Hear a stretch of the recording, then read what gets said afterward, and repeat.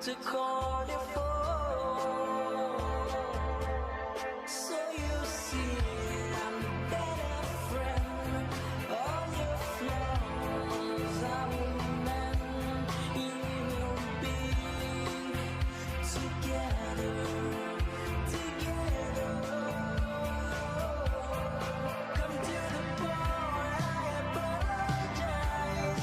No hard feelings, we're alright.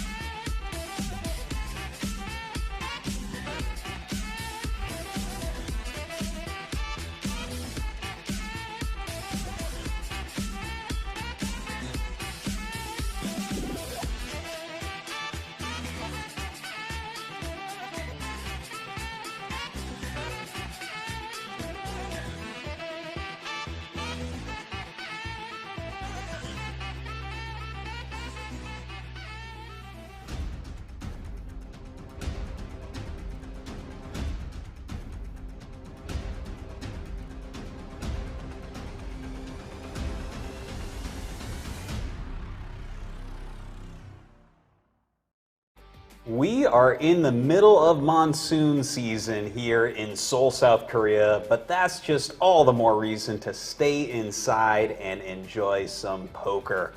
Welcome to the GGPoker studio, where we're going to be bringing you some more World Series of Poker 2020 action here tonight with the Short Deck Championship. $10,000 buy-in. I am Artosis alongside Calvin Lee, World Series of Poker Bracelet winner. How you doing, man? I'm good. Excited to be here and cover some poker. Let's do it. Yeah. So, last week you were kind of getting into it. You were saying, this looks amazing on GGPoker, and you were thinking about playing some events. Tell me, did you? Did you give it a try? Yeah, actually, funny you say that. Last weekend I managed to play in a couple events because GG, they have a few events sidelined for the Asian time zones. So I got in the monster stack and also the 1500 no limit. How'd you do? I cashed in the monster stack. Nice. But the funny story is I was in for 3 bullets. So actually, I think I made a small profit. Not sure. Yeah. But it was a lot of fun, and I'll be in there for future events. All right, excellent. Well, you know what? Actually, let's take a look at the recap from the past week and see who won these tournaments that you were beaten out of, unfortunately. All right, taking a look at the $100 opener. We had the winner Marolo. We had the 1111 everyone for COVID relief for the Caesar Cares charity, won by Astas. Then the 1550 stack no limit hold'em tournament, won by Yes Please. The 1050 bounty PLO by Hunwei Lee. And then there's the one that you played, the 600 monster stack no limit 6-handed, and that was in the Asia time zone, won by Fish and Chip. That's where my money went too. Okay. Yeah, that's the guy that has most of your buy-ins there. And the 1500 no limit, won by Roberto Romanella. So he's got a little bit of your money in his pocket as well. He does. Yeah. Yeah, congrats to all them. The number 40 as well, the 2500 PLO tournament won by Simon Lofberg. All right. Really cool. We've had just so many events here on GGPoker, almost every single day of the week. Let's take a look, though, at some of the deep runs that we've had from famous players thus far. And as you see, of course, we can see who won your events here as well. Do any of these names stick out to you? I'm familiar with Daniel Strauss. He's an American poker player. He's done very well in American circuits like the WPT and the WSOP. I think another big story here was Paul Teo, a Malaysian player. He got 5th there in number 37, but he also got 7th in number 40, both PLO events. Oh, wow. Okay. It looks like also Shingus, 3rd place, almost just so close for Kazakhstan to that first bracelet in event number 40 in that PLO. All right. Very, very awesome to see all these players getting deep. We keep hearing about the players that are famous that people want to see, and we see them popping up in these tournaments, but we don't have a huge name winning anything yet this year. And it's just the start, right? And now that the WSOP Vegas version is over, I assume that a lot more the players will be traveling abroad to play in the GG one as well. Yeah, it definitely is happening right now. But you know what? Let's take a look at the actual tournament we're going to be casting here tonight.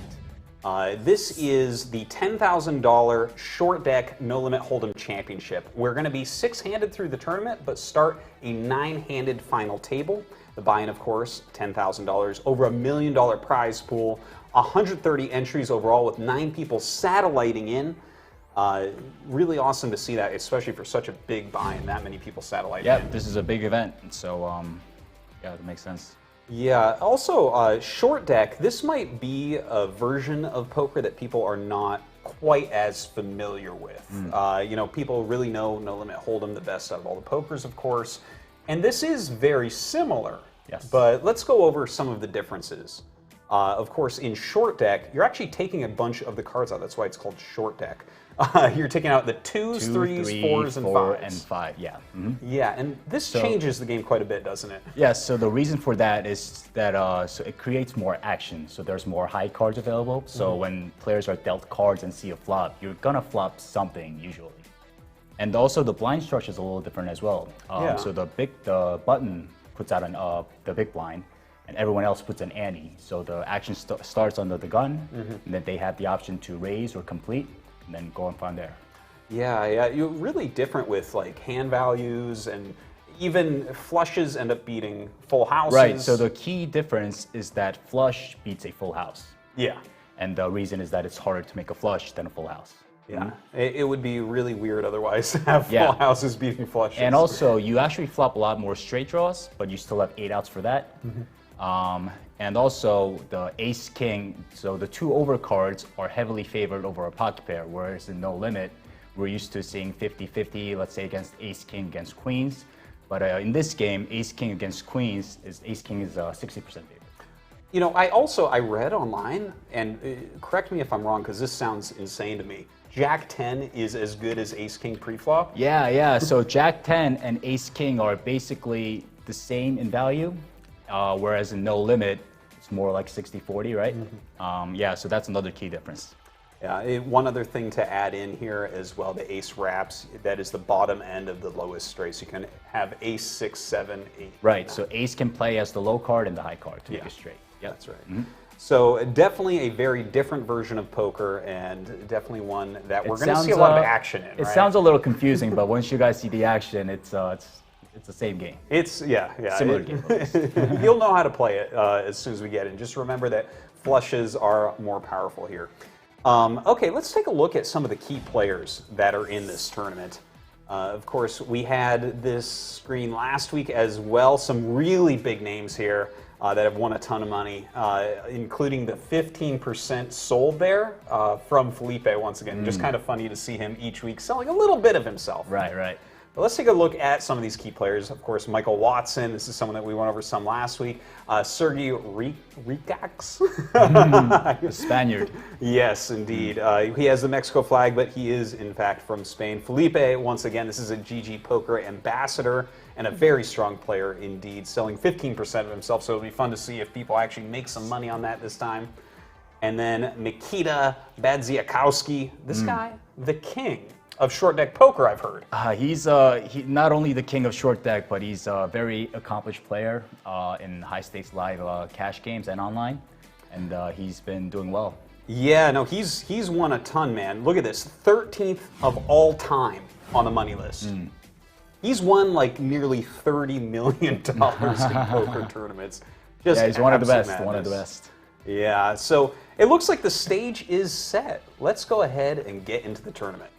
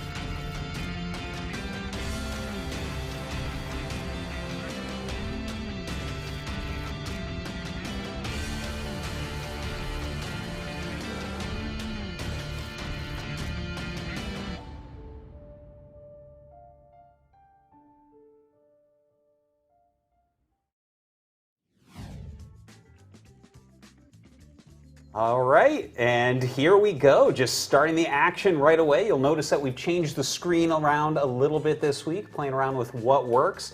And do notice, of course, that it is the ante system that you were talking about before. Ante on the button, and then you can choose to call. Yes. Okay. Also, shout out to all the guys in the chat, especially my favorite one in there, Todd. We are at 55 players remaining right now. And taking a look at the hand, one of our featured players, Felipe, here with that Jack 10 suited. He flops an open ender here. And top pair for Joao. Which one is actually ahead in a situation like this in the short deck? I think equity-wise, it has to be the Felipe, but I'm not quite sure, to be honest with you. But he's definitely going to continue here on the flop, whether by raise or a call. Call. Yeah, flat calls right there, and that actually gives him a pair here, but pair it also gives an inside straight to Joao, right? Oh wait, no, never mind. There's nothing there for that. Now he's still got the ace queen. Felipe is deciding what he wants to do. Thinking a little bit. Well, will he continue?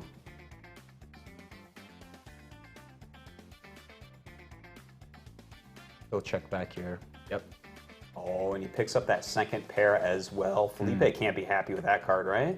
Yeah, so now he's got to know that his 10 is not good. So maybe he's trying to think maybe he wants to bluff up a hand like a queen. And just chooses to check it right there. Yeah, it's the ace should be a good card for in positions range. So he decides to just give up. Joao right now trying to decide, does he try to get some value out of this? I think he's thinking what will call him. Yeah. Taking a sweet time right now. Yeah, it's a big decision. Back size is a little awkward as well. Does put a value bet out. Yeah, and Felipe just going to lay that down right away. Yeah, that seems all reasonable. All right, nice pickup from Joao. Seth Davies under the gun right now, just throwing that away. Jason Kuhn with the 9-king, nope. Felipe, another pretty big hand here in Ace-Jack. Yeah, it's definitely a playable hand, and he chooses to open. But he's running into an even better hand.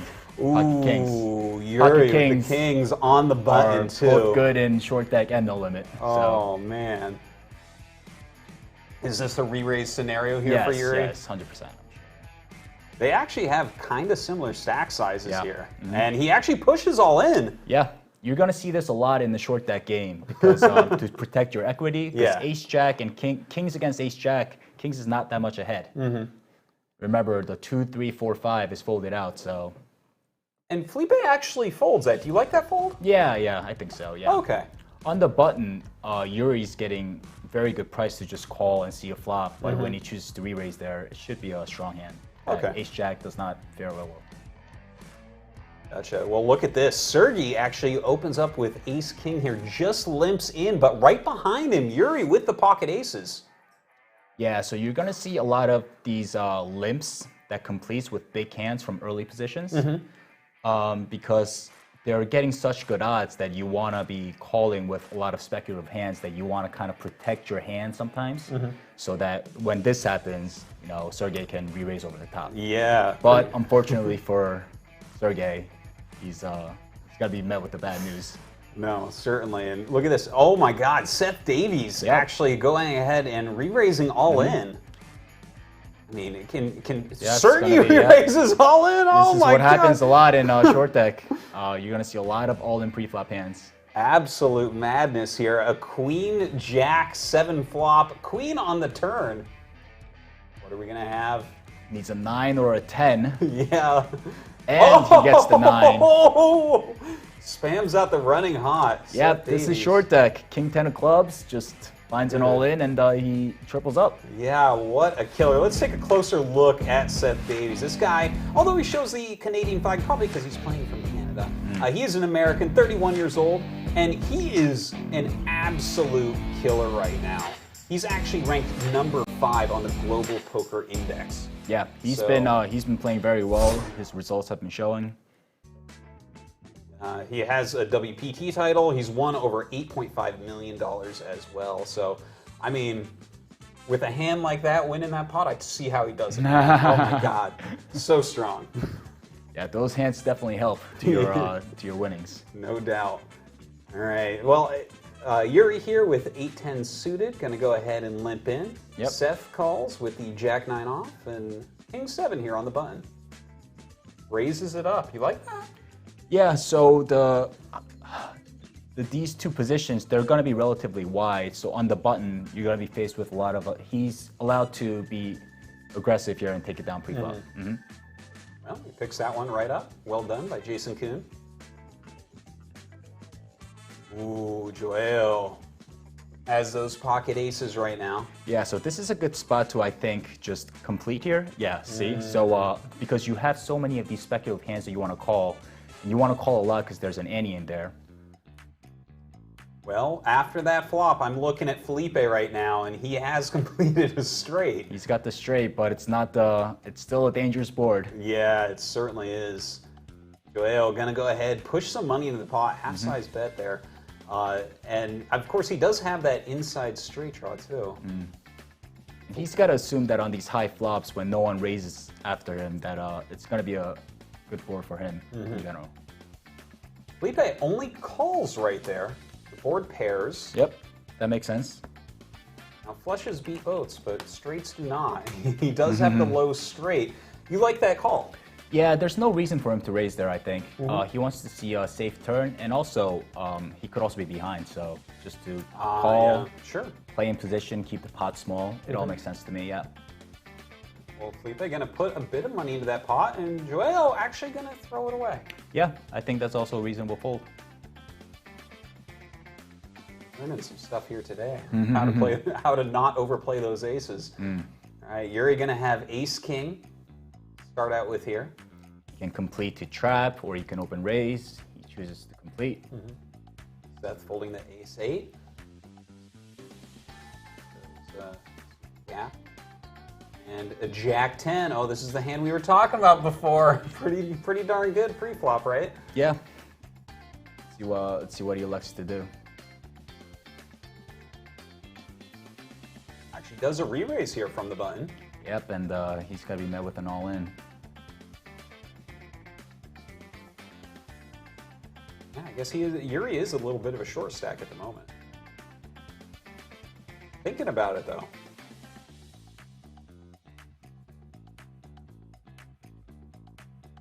And does a re-raise. Not quite all in, but I feel like he would call that, right?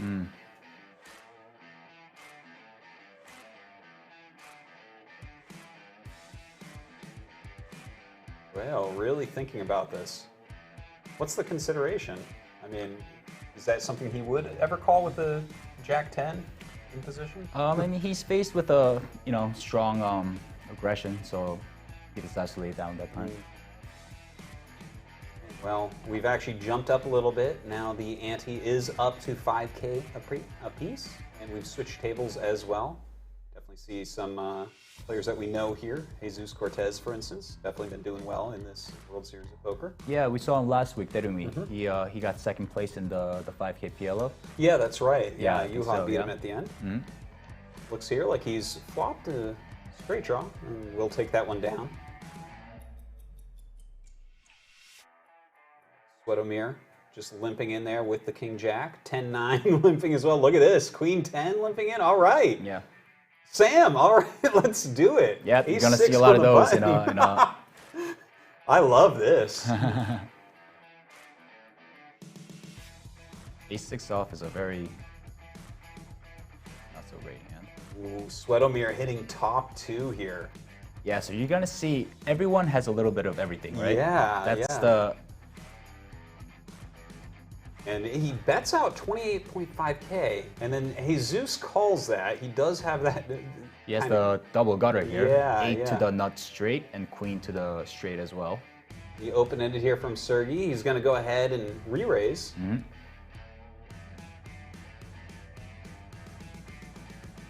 what Sweatomir does. Just going to flat call it. Jesus will call as well. Yeah. The thing is, the queen wouldn't give him the nuts, but he's getting such good odds, closing the action. And the 9 comes, so Sergey's hand completes right there, right? The aggression pays off. Yeah, I You guess raise with so. your draw, and you get there. A couple checks over to Sergey, who most certainly does have the best hand right now.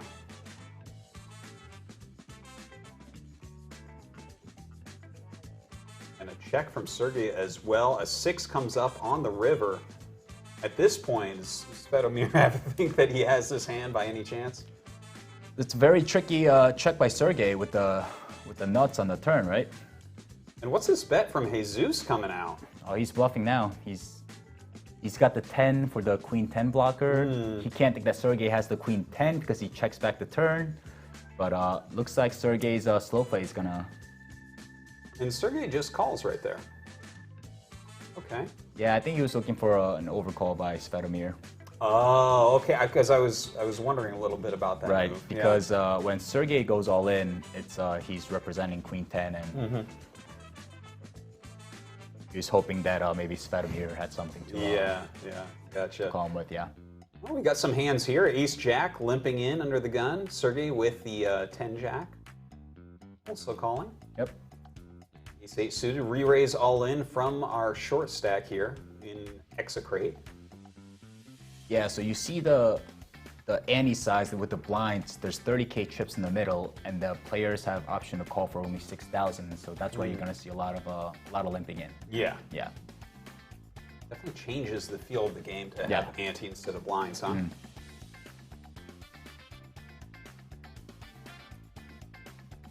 Takes that one down. Switching tables here once again. We have Sergey with the 10-10 going ahead, limping in. Ace 10 right behind him, followed by an Ace Jack. All right, we have some hands in here. Yep. He's deciding what to do.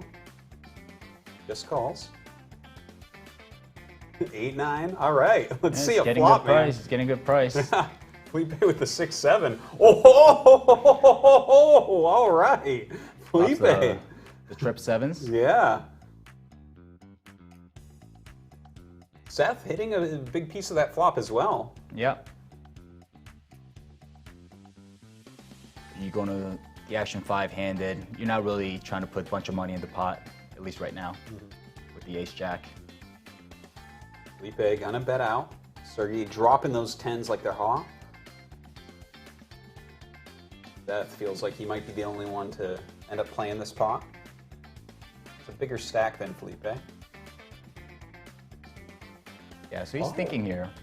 Felipe is showing a lot of strength here, betting into 5 people. And I think that's a very smart fold by Seth. Actually. Wow. Yeah. I was surprised to see it. It's so used to regular no limit hold'em action. Right.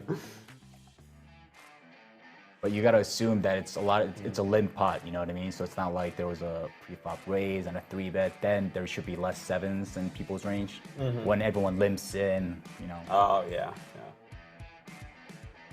Right now we have just the limp from Yuri, but on the button, Joyo picks up with queens. Yep. That's a nice strong re-raise. Pushes him right out of that pot, gonna take it down. Yeah, and with queens, you want to just win it right there. It's a little different from no limit. Maybe you want to get a little action with your queens or the kings. But in this game, you just want to It's a raising hand right there. Yeah. You gotta get those hands out of there. So no one limps in with a 7, hits trips on the flop. All right, well, Felipe has the queens now. Let's see, do you think he's gonna raise it up then? One limper so far. Yeah. Yeah, he likes does. to. Ace King for Sergey here on the button. Re-raises all in. Yep. Yuri gonna get out of there. Felipe, though. Is this a call? Tough spot for him. Let's see what he does. He does indeed call it off. So in no limit, like I was saying before, this would be 50-50. Actually, queens would be a little favored. But in this game, Ace King would be favored. Ooh. But Felipe does manage to hit a queen for a set, and he triples up. Oh, he doubles up. Sorry. All right. Well, good for Felipe there, taking down a gigantic pot. Sergey going low. And opening up here, Seth Davies with the 8-10. It's a little weak to continue, I think. He'll lay it down under the gun. Mr. Lee, though, gonna just push it all in with king queen. Okay. Yeah, with the 9-6. All right. Yeah, King 10 Mr. and Lee Sergey. just wants to take it down here, and he does. Still 48 players remaining, so he's got some work to do to come back there. And we're going to switch tables now. Like here we have Sean Winter. He's got a pair of 9s. We're up to $10,000 ante. 10,000 chip, rather. Then from Super Big Fish and Danny Tang. Kai Bearer here. 7. Ooh. Flops a set here for Sean Winter. Flops the set, but this is a very drawy board. 10-jack is the straight, but he decides to bet it out. Protect his hand. Too scary board for everyone to do Yeah. anything. I'm gonna have another nice hand to start here. Ace King suited under the gun. Yeah, let's see if he tries to open or he limps in. He does limp in. Ace Jack suited for Danny. Just gonna push it all forward. Yep, this is gonna be a three-way all-in. Oh yeah. And you see a snap call by Sean Leonard. Yeah. Okay, well, a couple Off to the aces in that races. deck. Ooh, opening it straight here. On a flush draw for Danny Tang here. Oh my gosh, there's so many outs from right now. Oh, and he hits the flush. Wow. Danny Tang. Very well done. The Kings will help Amikai there to win the small side pot as well. Danny Tang here with ace-10 off. Gonna go ahead, limp in. Yeah, so when you flop a flush draw in this game, there's only 5 outs instead of the normal 9 that we are used to in No Limit. So much harder to hit a flush in this game. Danny here. It's a pair of aces. 6 board. 9s can't be feeling too hot here. Yeah, this should go fold.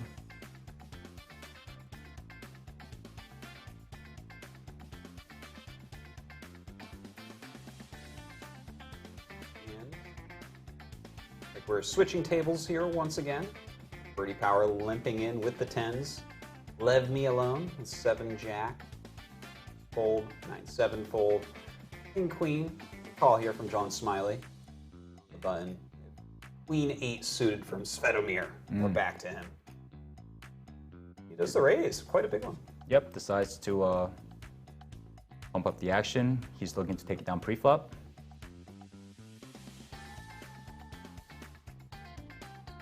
Straight up call here from Birdie as well as John Smiley. 3 ways. Ooh. Man, we have some draws here. Bottom pair for Svetomir, who originally bet out. Do you continuation bet here? Well, Svetomir does. And right. Do you like it though? I think 3 ways, it's a little aggressive, but I mean, it's understandable for sure. All right, well, Birdie just throws away the 10s, and Yeah. King Queen gonna fold as well, so Looks like it was a good bet. yeah. But we can't just look at the results, right? All right, under the gun here, Birdie with the Jack 8 suited. Go ahead, throw that away. Leave me alone with the 7s. Limps. 9 thrown away, ace-10 suited here for John. Gonna just push it all in. He's all in. The end of that one. Oh, he actually calls with the 7s. That's like calling with 3s, right? Like- oh, God. Queen, Look at all Queen, these 9, outs. King. So many outs right now. Wow. And the 7's old. Yeah. Yep. All right. Leave me alone. Good on you. Win that giant pot. Ooh. Peridolia with the aces here. Oscar Brown with 10s. Push it. That's something we're happy to see. We got 31 players remaining now. Yeah, we're getting there. Birdie lays it down. Of course, the aces call. For 10s here. Full house over full house. Oh, no, he's throwing that. Yep. I love that he needs a 9. Yeah, 9 would be a chop actually, right? Yeah. An amazing hand right there. Ariadola. Well Good played, on you, well man. played. And you know, I think we're going to take a quicker look here. That's actually James Chen, who is a well-known player. He is a Taiwanese player and actually the #1 winning Taiwanese player of all time on the earnings list with $7.3 million won. And he actually got second in a 2019 World Series of Poker event, losing to Stephen Chidwick. So almost had that bracelet before, not quite able to do it. Yeah, James I know very well. He Yeah. also plays high stakes cash games in Macau, and he's done very well for himself there as well. Yeah. And he's been playing more tournaments since, and yeah, happy to see him do well. He's doing all right so far here. Going up against Love Me Alone at the moment. Not really hitting too much as a runner draw here, but against second pair from Lev. Almost a straight on the board.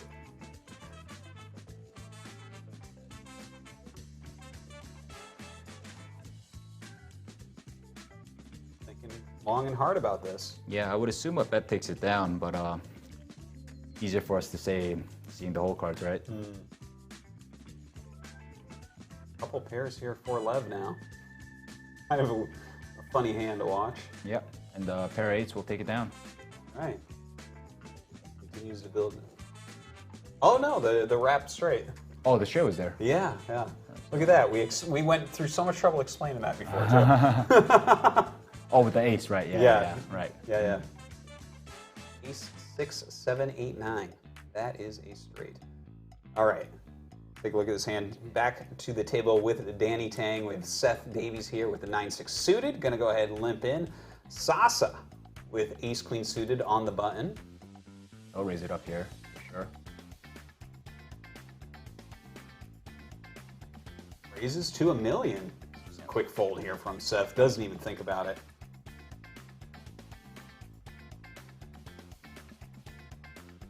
King Queen from Super Big Fish. Pushes all in. A very short stack all right in. now.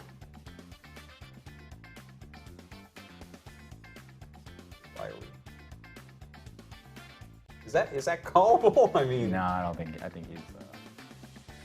Makita calls with the queen, king queen. Oh, it should be a. That should be a shot pot. It looks like. right. Well, I mean, I guess you're happy with that as the short stack still. Yeah, yeah. I mean, you're chopping up the antes and the blinds, which is huge. It's something. Ace Jack suited here for Danny Tang.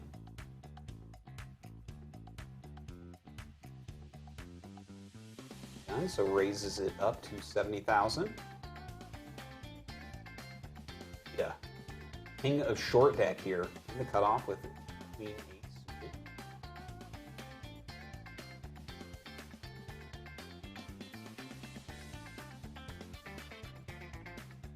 Anything takes it down.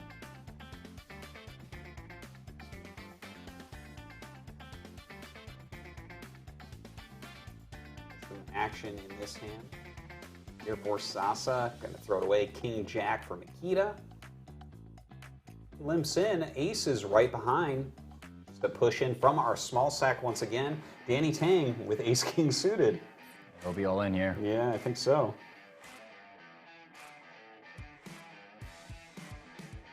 He's debating either calling or raising all in, and yep. Makita gonna throw it away. So looking for some kings or diamonds here to get rid of Super Big Fish. One diamond, so we do have that running draw. Oh, He's now got we get the queen now. queens. Yep. And it's not there. What is top pot, I believe. Yeah. Oh yeah, look at that. Yeah. Not what you're looking for when you have aces. But, No, not so much. So that is 2 all-ins where we had a shot pot for Super Big Fish on. It's a funny way to stay in a tournament. Makita here with the Queen Jack suited.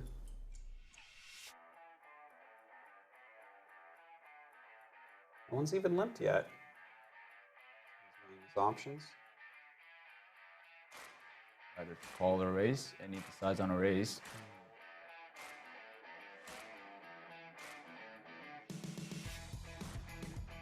Nine here for Seth Davies. Folds it away. I wonder what you think, right here, 27 players remaining. In a situation like this, how important would it be to do something like take the same amount of time? I think it depends on how many people are, when people cash, and also I think in Makita's spot, he's allowed to be a lot more aggressive as well, being the chip leader at the table.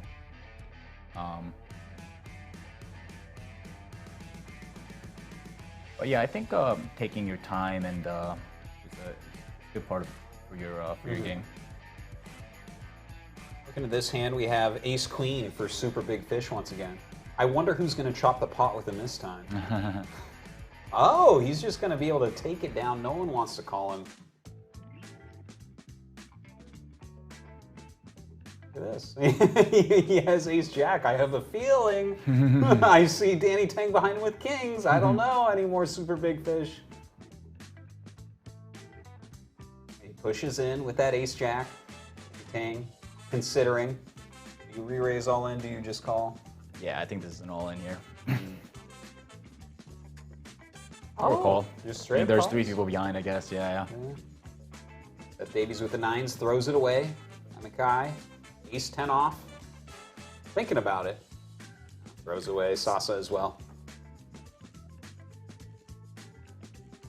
Well, that is not looking super hot here. And with that flopped boat, it looks like Danny Tang. River quads. Oh my God! Quads at the end of the day. Danny Tang eliminating our poor short stack by super big.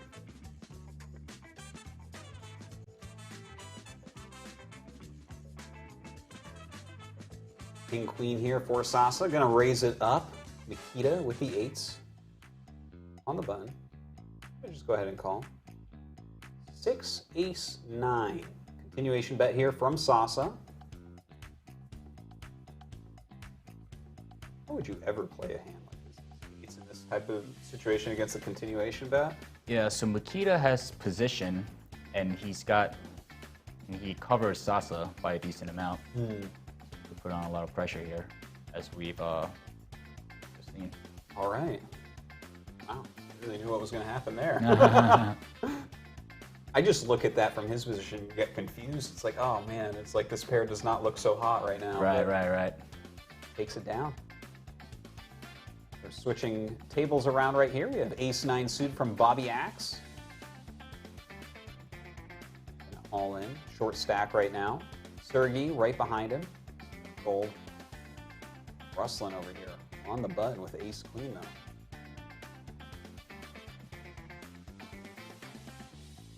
Calls it up. For those 9s, looking for those spades. Jack 7-7, no spades.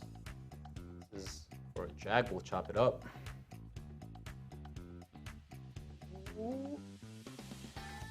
Oh, 2 pair. So Yep. there you go. These short stacks, man, they are saved over and over. I guess those chops would happen more in short deck, wouldn't they? Yeah. So that's why you see a lot of action pre-flop. Way less forgiving. Way more forgiving, I should say. Yeah. I want to thank everyone in the chat for continuing to spam short deck. That's very helpful. Looks like Bobby Axe going to go ahead all in with his short stack. Right behind him, though, Sergey with the ace is going to reshove all in. He's all in. All right, aces versus 10-9 suited. King 7-7 needing runners here. Oh, he's got some outs. Squeeze it. Not going to do it. And Sergey going to take that one down. Let's take a closer look at Sergey. Guy is a complete badass. He's a Spanish player that actually lives in London despite the Mexican flag. 30 years old, and he has done a lot in the world. He has EPT, WPT, British Open, Poker Masters, deep placements, and wins all over the place. Just a really strong pro. Well, now that he has the chip lead here at the table, very good there on the button. Has that Queen 10. Going around for a little bit. Flop comes Jack 8 ace. Ace here from the other Sergey at the table.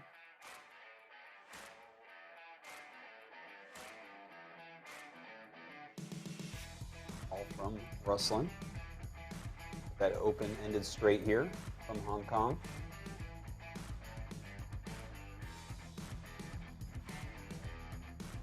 A speculative call by odd with two people behind to act with the ace picker. That works out for him. Watching all those split pots. He knows what he's capable of doing with an ace. Calling for a chop, maybe? Yeah. He's looking for that speculative chop, you know? It's like, that's the new type of play. All right, a bet here from the other Sergey. Sergey gonna look at it. Oh, he actually rivers a king here. Makes that straight. 3 pairs for the other Sergey.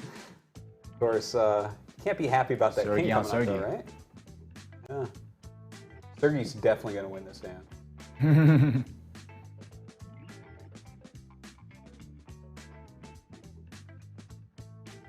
Just the check here from the ace king. Have to feel like you're the best hand if that just got checked here, right?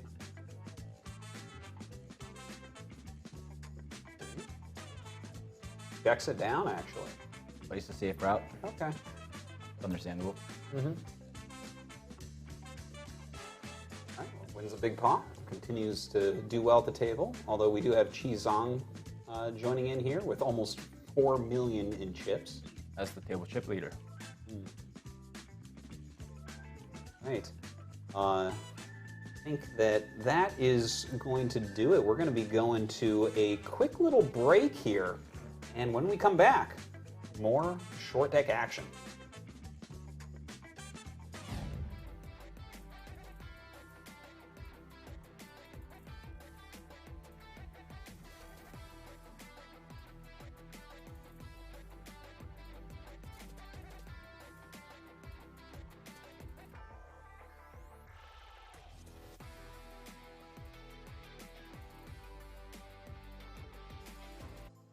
Hello, my babies, and welcome once again to the GGPoker Show. I am Joe Stapleton. He is Matt Broughton. Good evening and welcome. And today we are covering the World Series of Poker Super Circuit Online main event. Number 17, there's 5 million guaranteed. And at the top of that, the final table is all guaranteed $70,622, but the top prize is a cool 1.3 million. Second, we'll get 885. We will, of course, recap all of that when we get a bit closer to the final table. Because I made this big fuss about not giving it someone. So I cracked it open, poured myself a big glug, and had to go. And the first bit, it smelled good, and I tasted sweet, and I was like, oh, man. And then I thought, oh, Jesus, fuck, that's not what I thought sherry was. Oh, hello. That's a pretty Suck hand. out alert. Yeesh. Ace 3 busting the Ace King. I don't know if you are familiar What with was the your, by the way, what was your, Call. how, we've got it all in here. Let me cover this real quick. The all-in player is behind, dominated, and needs to hit a 7 or running straight cards. There's a 7 on the turn. Always, always. Oh, but it's a jack on the river. That disgusting peel reveals the jack on the river justice for Juan Pardo. Chuck Norris in a great spot here. Pocket queens on the button All in. against an aggressive player. Shoves all in. All in. Come on, Chuckles.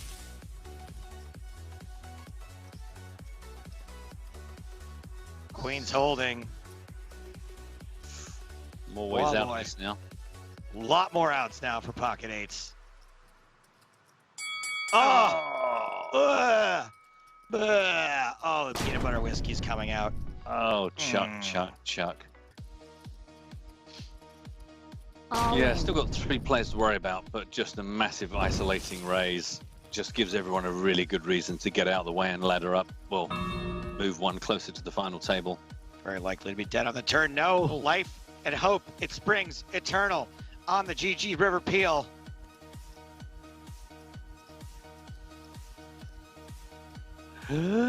Oh, my Wow. lord. Wow. Survival. Suck out city, and then there was one suck out. Central hub. Okay, well, Yeah. let's just leave it hanging for Raise. fun. All in. Gutu and Juan Pardo all in. Domination Nation. Pardo with the chance to double up. Uh-oh. Oh.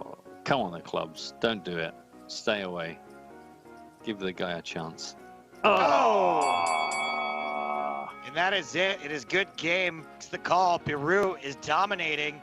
Queen Jack flops an immediate straight. Wow.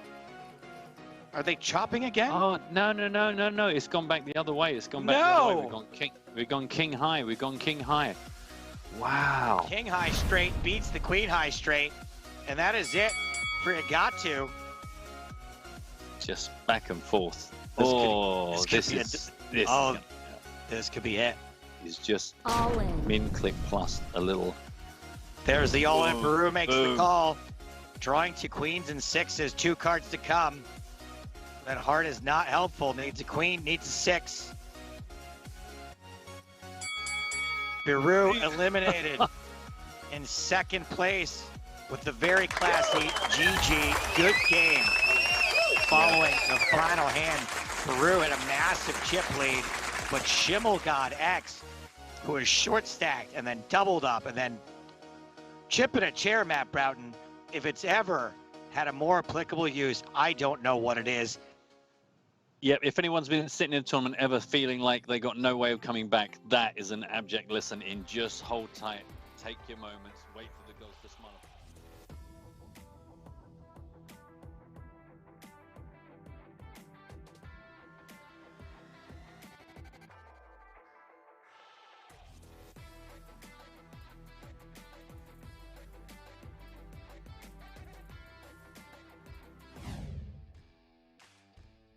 All right, welcome back. Time for some more short deck action. Man, we have a lot of people seeing flops so far. This has been an absolute blast. If you guys are just joining us, this is short deck poker. We discussed it a little bit before. Definitely look it up online. Flushes beat boats. The 2s through the 5s are out of the deck. It's a lot of fun. And we're also on, of course, the anti-structure. So let's get right into it. All right. Looks like we have Jason Kuhn here, one of the chip leaders, going to go ahead and fold Birdie Power as well. Leave me alone with Ace Jack suited, going to raise it right up, and behind him, James Chen going to re-raise all in with that short stack. Yep. Trader here, King 9 off, on the button. Throw that away. We're off to the races. Well, we need a flush or a 10. Oh God, the Jack 7-7 board. Turn King some on outs. the turn. Yeah, the queens can make the Queen straight. and queen only, right? Is it an ace? No. James Chen bows out. Sorry, Just James before Chen. just before the money. Yeah. So 17 players cash in this event. Let's take a little bit closer look here at Lev Me Alone or Lev Gottlieb. This is someone that we haven't really seen before. This is a new guy rising up, but he's doing pretty well in the tournament so far. Yeah, not too much information on him, but looking pretty good so far at these Could tables be that we've seen. he's on a run for a breakout tournament, maybe. The one piece of information I did get on him is that he used 3 bullets in this tournament. Oh, okay. What do you think about that? Is that like a good way to do it if you're confident, or? I think so. If you're, if you think you have a good enough edge and you want to try to gamble, Yeah. So Well, you 10K used 3 short deck bullets in a events. tournament. What made you think that was a good?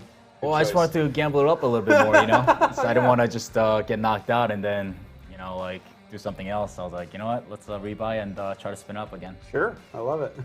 All right. Well, that being said, I think some gambling is about to occur here. Birdie Power re-raising all in with over 2 million in chips. Oil Trader going to call with Ace King. Looking for those aces. Oh my God. That's the ace. Oh, here comes the Jack. He needs a king. And it is not a king because it's a club. Yep. And Ace King takes it down. Oil Trader. Doubles up, right? Yeah. Yeah, absolutely. Birdie Power. Low on chips now. Oh my God, look at this very next hand. Birdie Power. No, Jason Kuhn with the aces. Gonna go ahead, put out a raise. Birdie Power with Ace King and a short stack now. Got one move. I think you're right about that. Yep. Jason Kuhn just rubbing his hands together right now. Of course, going to call that instantly. Birdie Power. He had so many chips 2 hands ago. Oh, he needs a spade or a my queen, and he gets God. burns the straight. Yeah, let's see. Can there be a king to chop the pot? Won't be a king, it's a spade. All right. Well, Birdie Power stays alive. Avoids that very unfortunate Doubles up at the circumstance. critical time here. They're on hand for hand. The OMG coming out of Makita there. All right, switching tables up. Oh, we have Birdie Power actually coming up right now. This is Killian Loeffler. Do you know anything about this guy? Yeah, I know Killian well, actually. He's a friend of mine. He usually plays a lot of PLO, but now I guess he's decided to play some short deck events. Yeah. He also plays some no limit tournaments as well in Asia. Yeah, I've noticed he's played a few tournaments here in Korea as well, down at the WPT National in Jeju. Yeah, a yeah. little bit. Yeah, he won a PLO there and got second in a 6-max. So Okay, yeah. strong player, no doubt. Good to know that he is Birdie Power. All right, looking at this next hand here, Makita in the cutoff, going to raise it up with Queen 9. Yeah, with the chip lead, why not, right? Ace Queen, though, right behind him on the button. Going to go ahead and call. Flop comes 7-8 ace. Makita, really continuation bet. Yeah, so Makita can put a lot of pressure on out or here, being the chip leader. And right on the bubble as well. Oh, that's right. We're getting very close. The bubble is at 17. 17 paid places. We're at 19 right now. It looks like Outdoor calls it. Picks up a second pair here, which actually gives a pair to Makita, Yep. improving his hand a little bit. You will see Makita check it back, yep. And that, Gotta imagine. there's a lot of straight draws, flush draws, and you really want to get value with your ace queen right now, right? Yeah, I would say so. Going into the tank right now. See where he goes. Okay. 420. Okay. And that's the end of it. So Right? Makita's got other ideas. Not sure what Makita's putting him on if he calls here. I think if he continues, it might be a jam. Oh, it's okay. Okay, well, we get a boat right there. Makita looking at aces and queens and 9 kicker. Yeah, it's a very unfortunate run out for Makita here. Once Outdoor bets, Makita's got to be thinking, well, all these straight draws missed, all the flush draws missed. I got a queen. There's 2 aces on the board. Yeah, he might call, right? Yeah, but you know, it's also a tough spot for Outdoor to bluff as well. You know. But he doesn't have to worry about that because he's got the, No, he's nut got full house. quite a hand right Yeah. now. All right, bets out 500. And I like his sizing here too. It makes it for that if he has a straight draw or a busted flush draw. Small size for as a bluff makes sense as well. Just thinking hard. About Yeah. out of time here. He's got to make the call, and he folds. Great fold by him. Absolutely. Outdoor going to take down a big pot. And it is now hand for hand because we are on the bubble right now. 18 players remaining. Next player out wins no money at all. We have Sasa going all in right on the bubble, 130K with ace-8 suited. He decides to let it ride with the ace-8 of spades. I appreciate how brave he is. On the bubble, just push it in. He's playing for the win. Yep. Makita folds, It should be a Outdoor call. folds. Yep. Tang with the queen jack. 10-7-10. Ace high is good. Oh, that 8 is almost there, and actually, so is the queen jack. Got that open head straight. What is this last card? Spade. And it is the jack. Sasa's got the straight with the 8. Sasa pays off. Critical double up right there. Yeah, indeed. Yeah. Looks like he's short stacked by a lot. Right on the direct bubble here.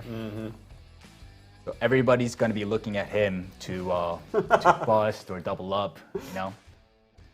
Everyone's waiting in the hand Yeah. by hand, playing it slow right now. Yeah. Sasa, you got to go out. King, And queen. this is with queens when and up. the big stack can really punish the middling stacks because they don't want to bust right now. Yeah. Mikai here with the ace-10 suited. Can he play back at Makita? He is covered.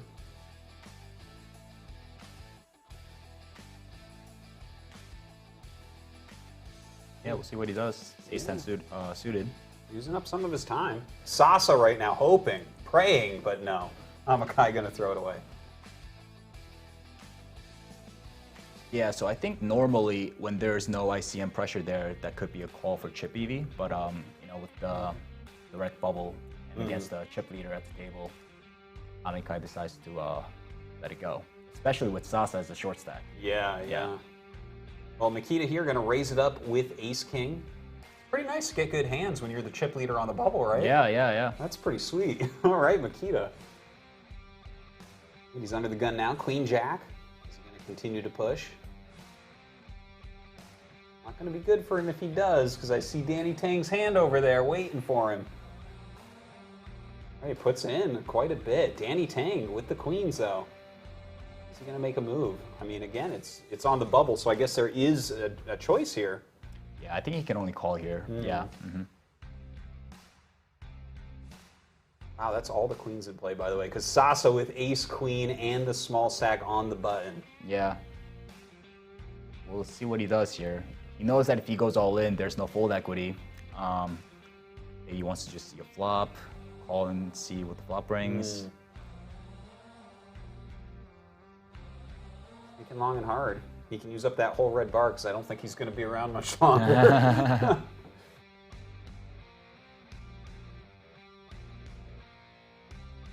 All right, pushes all in. Danny Tang calls with the queens. Looking for an ace. Oh, hits it on that flop. 10, ace 6, and Two ace aces. on the turn. Yep. Just drawing dead. We already saw all of the queens and a big double up here for Sasa. Let's take a closer look at this player. Known as Sasa here online, but Nobuaki Sasaki. And I believe that you know this guy, right? Yeah, I know him pretty well actually. So he's not a professional poker player. He actually he's a manager for the Japanese High Roller series.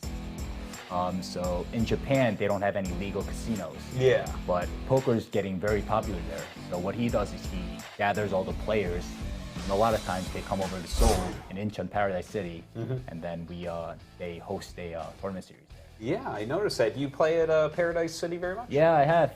You know, when I'm in Korea and they have some events running, I try to make it there. Yeah? Yeah. Oh, excellent. It's a beautiful new casino down near the airport in Incheon. I got to go there a couple times, actually. Yeah. Yeah, very cool. Play any games? Well, I didn't play poker. Okay. I'm more of a roulette guy. Oh no, why are you playing? You know that roulette is like the worst game you can play at a casino, right? Oh, you got to play with me, man. I know. Don't worry about it. Here's what I'll do. I'll tell you my kids' birthdays. You're gonna love it. No. Okay. All right. Taking a look at this hand, looks like we have middle pair flopped for both Makita and Outdoor. That 7 queen 10. Two big stacks at the tables going at it. They will be very careful. They don't. They're not incentivized to get into a big pot here. Yeah, really. This is. I mean, that's half pot size here. Makita does. Outdoor has his side. How do you play this? Just the call. Board pairs with another 7.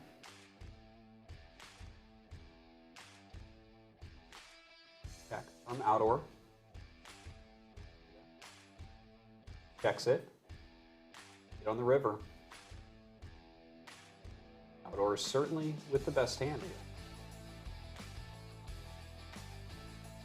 The 8 completes some straights with the Jack 9. But yeah, check. And they show it down. Ador going to take that pot. Can I get a bubble in the chat? Okay, next hand here, Sasa, ace-6 off. He's already doubled up 2 or 3 times already on this bubble. Doing well for himself. Yeah. Especially as he's not a pro. I mean, come on. You're living right through this bubble. I love how brave he is during it. And, Far too many poker tournaments I on can the tell you bubble that where he's the only player at this event that's feeling good right now. The other players were just waiting for him to bust, you know, get in the money. Totally. But he keeps doubling up. Looks like we're going to see a flop here. Makita with a pair of 8s on an ace-7-10 board. Not the best hand right now, as Outdoor does have Jack-10 right behind him. Svetomir has seen it as well from the button with Queen-8.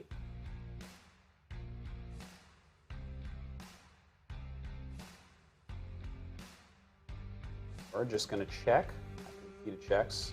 Svetomir not with a whole lot, but picks something up on the turn with a queen. His hand. Really not a fan of it right now. Yeah. No, really, he has no draws going on or anything. Gonna check it. Outdoor here with a pair, with a draw.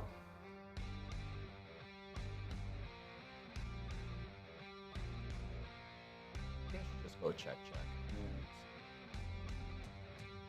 Ooh, all these checks. I mean, there's some scary stuff out there. Well, Makita's rivered a set. Yeah, and that He's gives. got to be confident that he's got the best hand. I think so. I mean, someone with a King Jack would be playing a bit harder. He does bet into it. Outdoor folds, but Svetomir picked up a second pair there. Yeah, tough run out for him. And he just flat That's calls right. it. Yeah. Case 8 gets there on the river. Yeah. Case is a lot smaller in short deck. I think we're going to go ahead and switch tables here. We have Felipe going all in. Yeah, Still on he's the got bubble. he's got less than 10 big blinds here. So George Wolf with the Queen Jack thinking about the call. definitely does not want to call. He wants to just win the blinds and the antes. Do what George Wolf does. Wolf taking into his extra time. Got one to act behind him. And 6 suited, as we can see. All right. Gonna go ahead and play with him. Looking to hit a queen or a jack. Yeah, so Queen Jack is favored here. And Ooh. Okay, so hold on. We flop a middle pair there, but a set. And up comes the jack at the end. Oh my god. Jack Felipe nine. gets a critical Yeah. double up. Right. These short stacks just Yeah, will we're not seeing go out. we're seeing a lot of double ups by the short stacks. Well, we have I can only imagine the frustration by the other players at the table. Oh, you know? I know. Yeah. You're You have just to wait for sweating so them long. to just bust out. It's like, okay, come on, let's go. They keep doubling up. Especially in the bubble is this few players. You know, I feel like in a bigger event, someone just goes out Yeah, like an yeah, of idiot, course. right? Yeah, if it, yeah. You know, if it's paying out 1,000 slots or something. it's Right, just, right. Yeah, but here it's like everyone's good, everyone's picking their spots, and just no one can die. Kizan gonna pick that one up. Yuri here with some 6s. Gonna fold George Wolf, King Queen suited.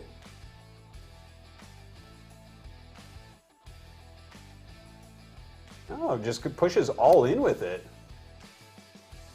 There with the 6-7, I can't imagine Yeah, calling. she go full. Yeah.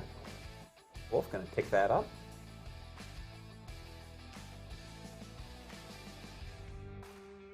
Yuri right now. Yeah, George Wolf there with the. There are many shorter stacks, but he decides to. You know what? Hand is good enough for me to go all in, and he goes with it. Hey, very similar hand here. Another King Queen from Felipe. He's gonna push it all in. Shoving into the chip leader. He does the call with the 10 Jack. All right. Looking for jacks, looking for 10s, looking for Oh, he straights. flops a Oh, straight. he flops it. Needs a queen or a king, right? Oh. Yeah, a king or a queen. Let's see what he gets. A 6 at the end, and it looks like Felipe's going to bubble? I think that's our bubble boy, yeah. And he had 15% of himself sold. Sold, so it worked out for him this time around. Yeah, it really did. And Yeah, his yeah. poor backers. Oh, that's so painful to go out in the bubble. Yeah. Oh. But the tournament continues on without Felipe, and everyone's in the money now. Yeah, all right. And now it's just about those prize bumps. We start out at 23K, almost 24K, and it stays that way for 4 spots. So next 4 don't matter quite as much. After the bubble, do you expect to see some of these smaller stacks just kind of Yeah, I think so. put their money in there? Yeah. They've been kind of waiting, shuffling around, waiting for other people to bust. Yeah. Now that the bubble has bursted, now they got shorter stacks. We'll take on more gambles. Well, we see a little bit of a gamble here from Outdoor, re-raising with the Ace-King against the initial raise of Makita here, and he actually goes ahead and calls it, so unless we hit a flush, see what it is. All right, there are a couple hearts on the board. Oh, this will be brutal. Ooh, one. Oh, wow. oh my God! And Makita That hits is his flush. insane. Madness. Yeah, that's Oh my God. brutal beat for Outdoor. He is out. That's painful. That is so painful. All right, well, Makita, the king of short decks still, with his king-queen under the gun, goes ahead and raises up, but kings from Svetomir re-raises all in. Queen 8 here on the button from Sasa. Of course, he's going to throw that away.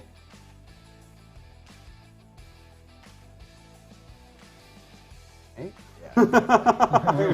He's taking his sweet time on it. All right, Makita here.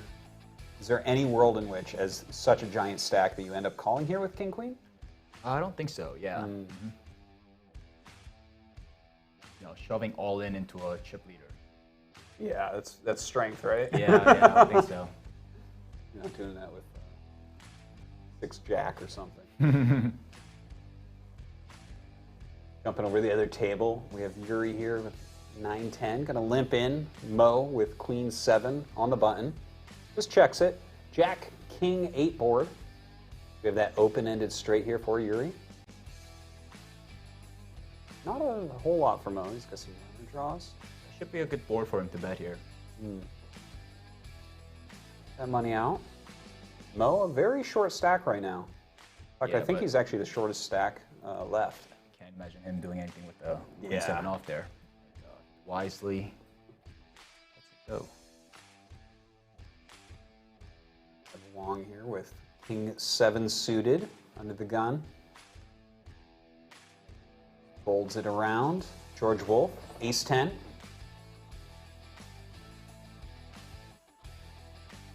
So either open here or raise. Open or call. Complete. And just pushes all in. And all in. Zong has to fold. George Wolf gonna pick up those antes. All right, Yuri under the gun with Ace Queen.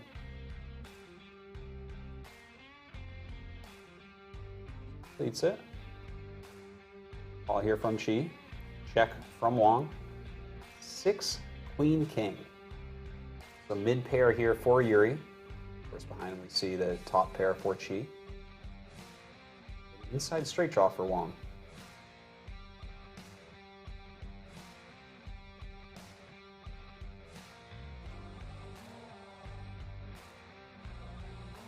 Check, check. And another check. 10.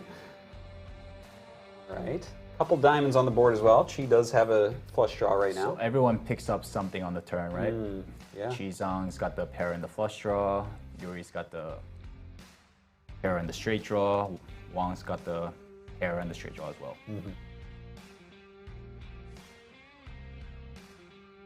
Ooh, the Jack of Diamonds Wow. at the end. That's an action card. Wow. Yeah, no, that, I mean, So now here you see that Yuri's got the ace of diamonds. So Yeah. he blocks the nut flush.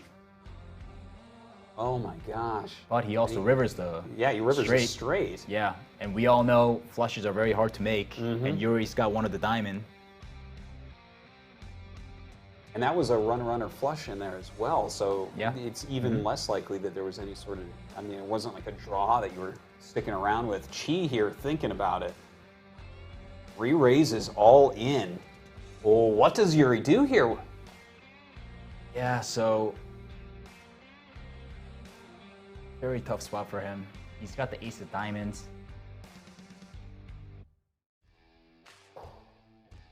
Purely a bluff catcher at this point. Yeah. Because Chi Zhang is not shoving a straight for value. So Chi Zhang is saying he's got the flush Yeah. or nothing. And a call does from call. Yuri. Yeah. Oh, that is a sad one right there.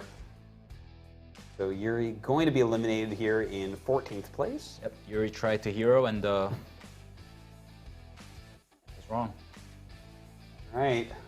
Well, we are getting down there. 13 remain right now. Mo gonna go ahead, push his tiny stack all in with his kings. Pick up those antes.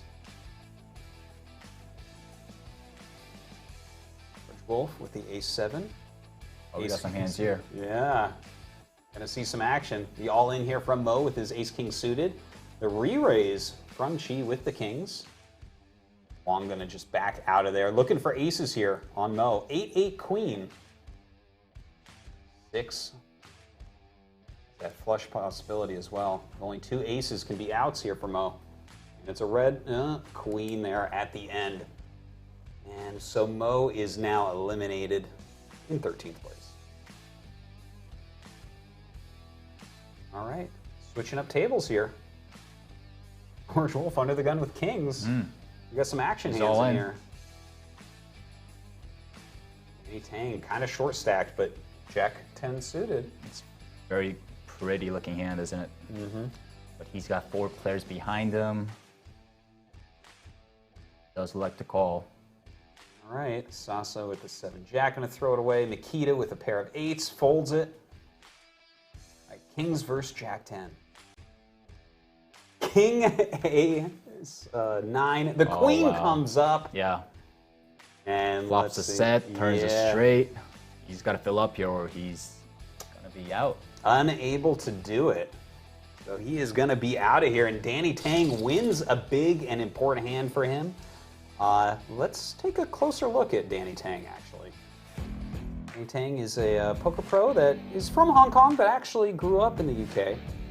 He did really well, actually, last year in 2019. Did well in the APT in Taiwan and the WPT events. He won some in Korea.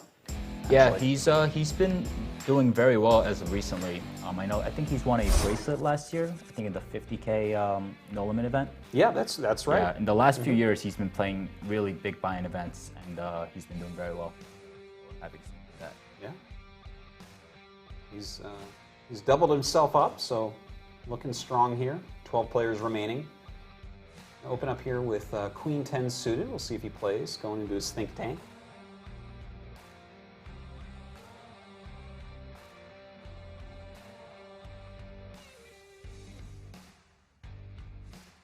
Gonna just push all in with Queen 10 suited under the gun. I mean, he is still short stacked. Do you like it? Now I like it. Oh, no, I don't. He gets a call with the kings. Yeah. All right. It's a 9 or a club. Or, ooh, Queen 9. See it? Jack at the end. Full house here to Nikita. Full house over full house. Oh. Nikita. Cleans him up. Danny Bye, Tang's Danny out. Tang. We had just talked about him, too. Yeah. That's too bad. It's like we set up to see him do well and But eliminated. very strong showing by him. Yeah, 12th place. Not too bad in the World Series of Poker event. Very next hand, Makita with the ace-king. Look at this chip lead. 8 million chips. Yeah, not too bad, is it? Running over the table. Raise it up. Cleaning up those antes there.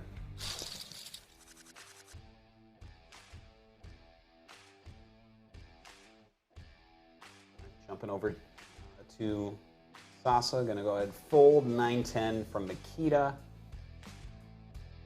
Just gonna limp in. George Wolf right behind with a tiny stack here. Pushes all in with Ace King. Guy with the exact same hand as Makita. Running his time down a bit.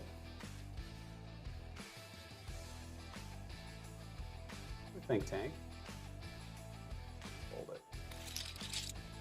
Makita calls. Yeah, Makita's like, why not? I got 8 million in chips, 250k. How much is it? 250k more? Okay, sure, no problem. Well, they both hit right there. Yep. Queen, ace, 9, 7 on the turn. Looking for a 10 or 9 right now. But it finishes off with a king. Though he is still safe. Looks like that 9-10, that 9-10 call. Not paying off for Makita this time. But that's okay, because the very next hand he gets ace-king suited under the gun. He's been dealt a lot of ace-kings this tournament, hasn't he? Yeah, he really has. George Wolf right behind him with king-jack, still the short stack. Yeah, so he limps in like he limped behind with 10-9 off previous hand. And the flop comes, jack 7-10. Get that inside straight here for Makita. George hitting top pair. Not quite the flop he was looking for, but still queen would be a give him the nut straight. Sasa is actually still in this hand too with a 9-7. Pair and a gut shot straight draw. Bet here from George. Sasa gonna fold. That's what Makita does here.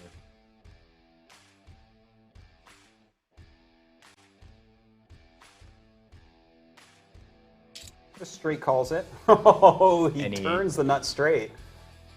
He was probably thinking about the queen of diamonds. He was probably like queen of diamonds, queen of diamonds. Yeah. And he, yep. Oh, George Wolf, that can't I be a card that imagine you're George, happy with. yeah. The board pairs, I mean, I guess that's a little bit of a scare card, right? Yeah, but not he against got to sets. thinking, yeah, it's with versus his George's stack size. Yeah. All right, well, he bets out quite a bit. Yeah. George, what are you supposed to do here? I mean, the pot is so big compared to your stack. Right. So Is he's there a got to world be thinking call? about what hands can Makita have. Could be bluffing. He only beats like a 10, right? Yeah, 10 flush draws, I guess. Yeah. But flush draws might just check raise the flop. Even a 7, something like 7-8 suited is now 10 trips. But straight on the board with 10 jack queen. George really thinking about this.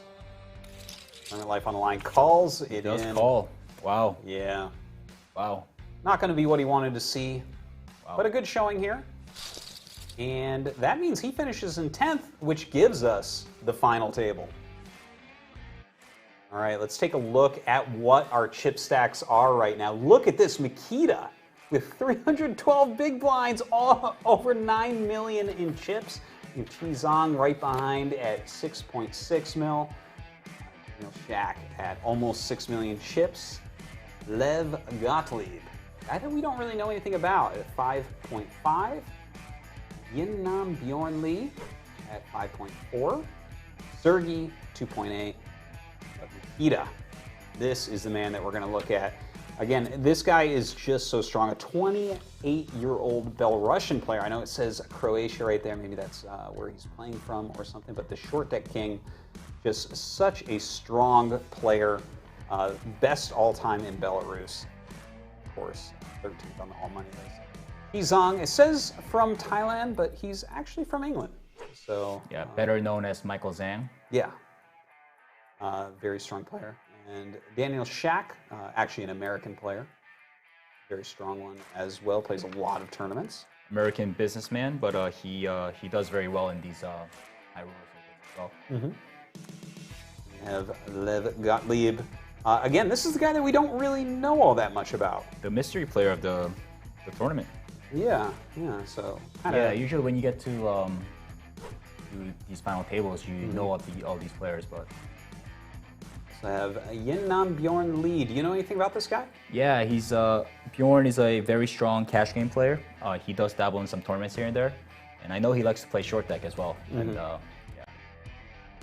And Sergey, this is one of our key players that we've been watching actually for multiple weeks here now. He Doing seems very to well. play a lot of games, doesn't he? Yeah. Short deck, no limit, PLO. He is in there mixing it up.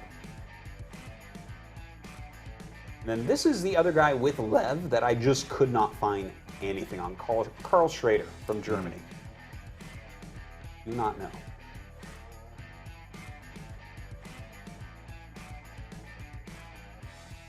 We'll have Ibuaki Sasaki. Remember, he was on the button going all in and doubled up a couple times. Yeah. Runs those tournaments for the Japanese players. Yeah, I'm Does going a to be lot rooting for him. Yeah, absolutely. Kind of a Cinderella story for him. Then Amikai Brer. Strong pro here from Canada. Bringing up the shortest stack right now.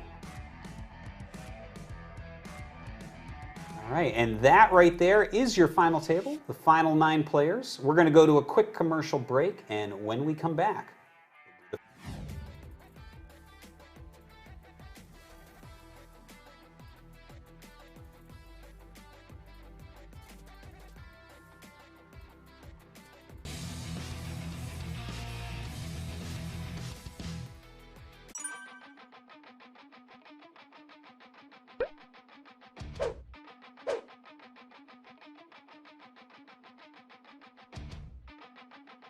Queen 10 of hearts. And runs into queens. The Mad Queen with every queen out of the deck right now. Pocket 9s now for MQ. Tarantella can take a pretty cheap look here. Does indeed, flops the open ender. Set of 9s for the Mad Queen. Full house now for Mad Queen. Tired fella drawing officially dead. I mean, I know it's only the words typed in, but there's so much anger. Attempt for the audience. Here we are, it's the final table. Everyone now guaranteed at least $26,749.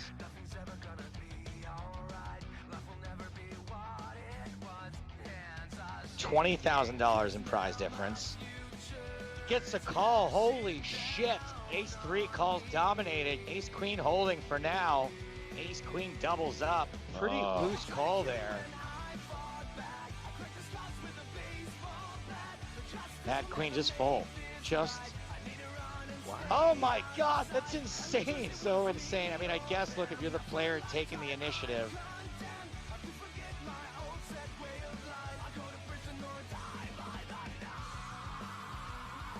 We're flipping. Mad Queen jams, runs into the Ace Queen of Joji. Joji misses the flop.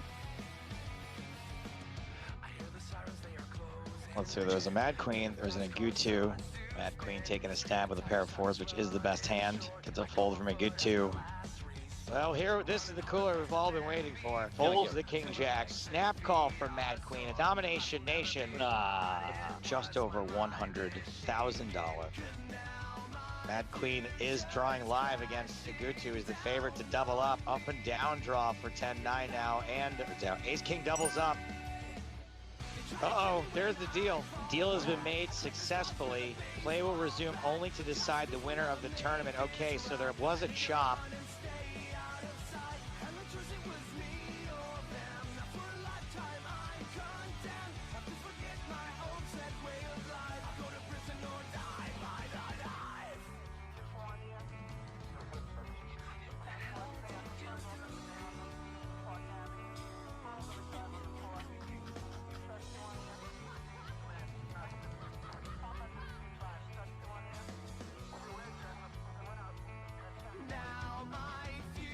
Whoa.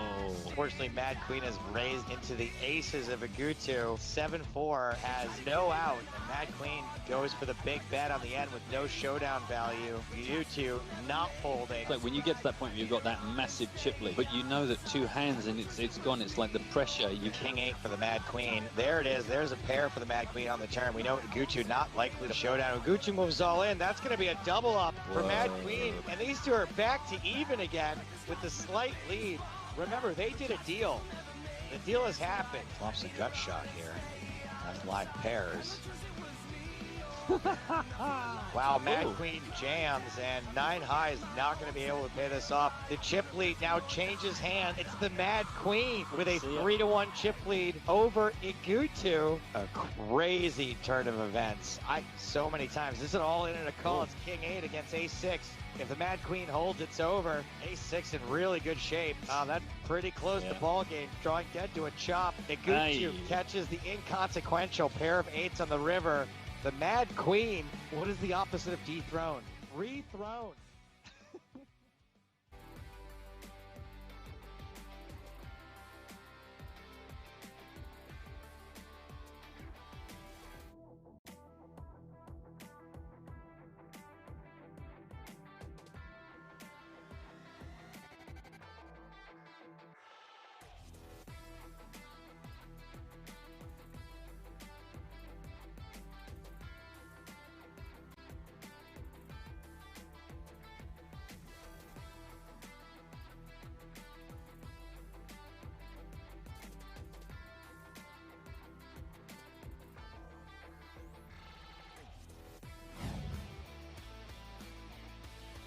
And we are back. It is time for some final table action. And let's just get right into it. Before we get this first hand commentated, though, is there anyone that you're really looking to be the champion here? Well, I think the easy choice would be Makita, right? With the giant chip lead, one of the more accomplished tables at the players at the table.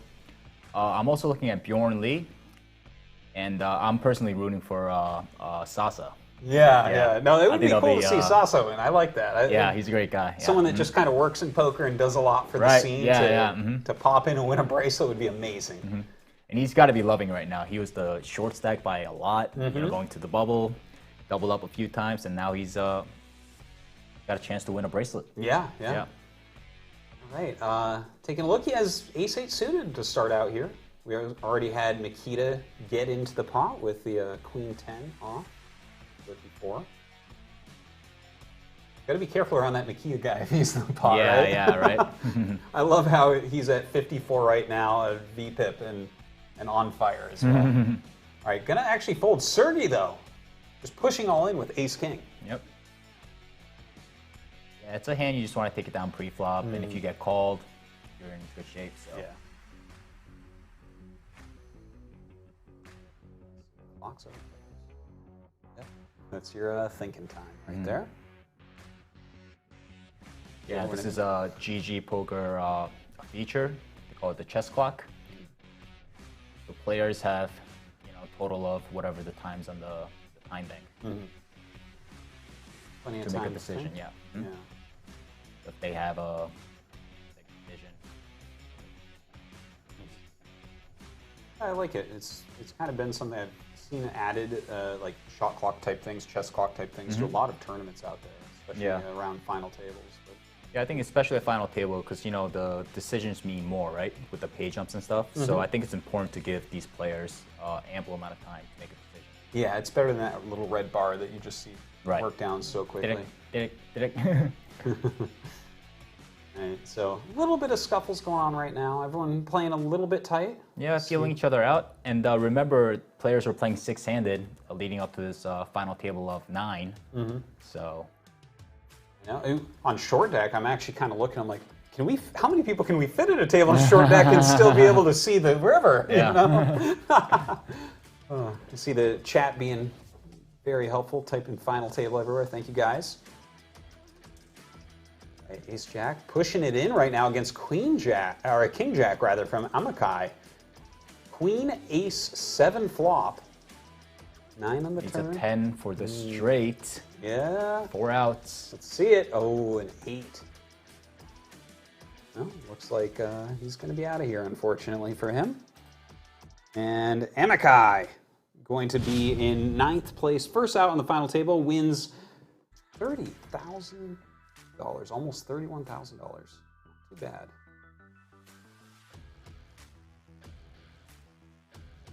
Right. King Jack limping in here. Kita, of course. He's got to play it. Ace 9. Absolutely. Chizang with the Queen King suited. And Checks it. King 7-6 flop.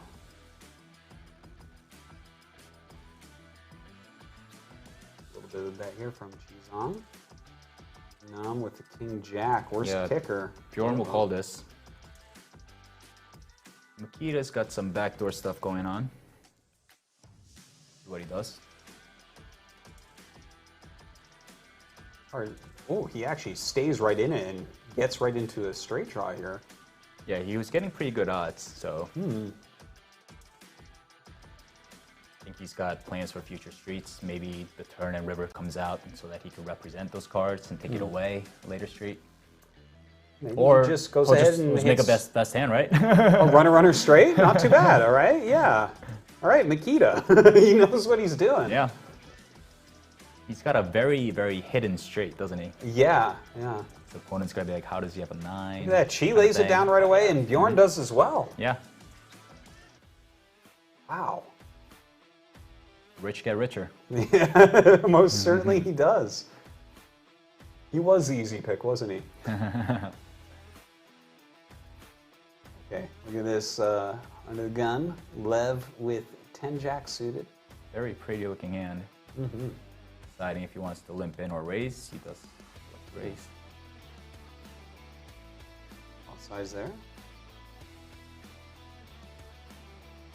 Folds around. Ooh, Carl Schrader here with the ace-king suited.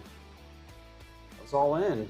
Lev has him way covered. Huge stack right now. Just calls it right away. Yeah, and this is basically a pure flip, pre-flop. And he gets the royal flush. Oh my God. Wow. Wow, look at that. 9-10 jack, king, queen of hearts. Well, Lev gonna clean him up, and looks like that $40,000 here for Carl Schrader. Sorry, Svetomir. That was the guy that we were looking at a lot earlier. Okay. Onwards, we have people dropping like flies right now. Only 7 players remaining after only a few hands. You know, we have a question in the chat about straights. Yes, the flop is 6, 7, 8, and you have ace 9. Yep. Is that a straight? Ace acts as a 5. All right, we have ace queen all in against ace king. King, ace, jack, queen. Oh, give us a 10. Let's get a chop. Oh. Ace king gonna take that down. And the rich get even more ridiculously richer. So, unfortunately, Bjorn, the guy that you're rooting for, gonna be out in 7th place, but you know what? He won a boatload of money with $53,000. He'll be back. He'll be back for sure. He's a very strong player. All right. She gonna open this one up with ace 9 off. With the 8-9. Thinking about it. Getting such good odds here is a pretty bad hand, but there's already 240K in the middle, only 40K to see a flop, potentially. He does like to call. Well, everyone gets a little piece of this, right? A couple of paired 9s here for Lev and Chi, and Daniel here with his top pair on the kings. Yeah, and you're going to see a lot of this in short deck. When you're going to flop something, everyone's always going to flop something. That's why a lot of these, you know, a lot of players who like action, you know, they like this game. You're going to raise it up with the turn pairing the 6s. Lev's going to fold. Yeah, it's I think it's more of like a protection bet, you know, just to take it down now. Don't want to see any cards, you know. Yeah, There's a lot of interesting. draws out there. Yeah. Daniel just folds it right away to that. Oh, he folds a king. Oh wow, yeah. Very neat. Sergey here with king 9.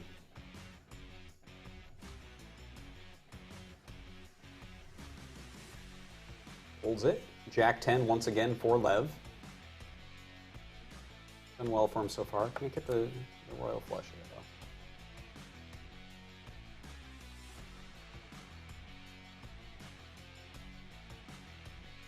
Put some serious thinking time in. All right, raises it up to 320. Yeah, I think he was seeing that Makita's on the button and he covers him. So he's like, does he want to blow up the pot here? But he decides to raise it up and take down the blinds. Makes sense. And Chi opening up with Queen Jack. Call.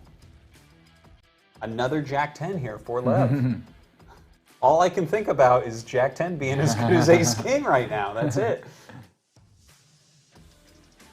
All right, check there from Sasa. We have Ace King 7 flopped, Queen Jack with that. Just a bet out here. I mean, we have the you get the 10 for the straight, the running. Yeah. The Ace King 7 should be a strong flop for Zhang. You would think that if someone has Ace King or Aces or Kings, they would raise pre-flop. Yeah, but no one makes did. sense. Yeah. Well, unfortunately for him, he bets into a turned straight here for Lev. Yeah, so he's representing the kind of hand that Lev actually has. So Lev's got to be very happy to see that bet. yeah, I think he'll just call here. I guess they're a little deeper, but yeah. Ooh, Raise, yeah. Re-raise. Insta fold from Chi, Right. knowing that he's been caught. Lev, over 10 million in chips right now. He and Makita just dominating. Sergey gonna throw it away. Queen Jack suited here. Gonna limp in as Lev. Daniel, the Ace King. Dan sets the trap with the Ace King complete. He's hoping for a raise from the cutoff for the button. The Ace Jack and 7 Jack join. And the 7 Jack from Chi actually flops a straight here. But so does Lev with a Jack Queen. Oh my God. Of course, well, Daniel didn't really get much of anything. Yeah, this wasn't the action Daniel Shag was looking for. Pre-flop or the flop. Everyone checks. Chi gonna put in a half pot size bet here. Lev has to be very, very happy to be seeing that with the current nuts. But a very vulnerable hand. He wants there's a lot of ways to improve for the opposition. Well, a big re-raise shows that. Yeah. He has to decide though. And re-raise is all in. Not a good situation for him. Looking for a runner flush or a queen here for a chop. Ace comes up, just looking for that queen. And an 8. Not gonna do it. Unfortunately. Yeah, tough luck by Zhang there. When he's got the straight on that board, he's probably thinking, you know, like this guy has a big draw or a set. But instead, he gets run into the nut straight. He was drawing basically that. Well, queen for the chop. Yeah. He gets 70K for his time, so not too bad a cash there.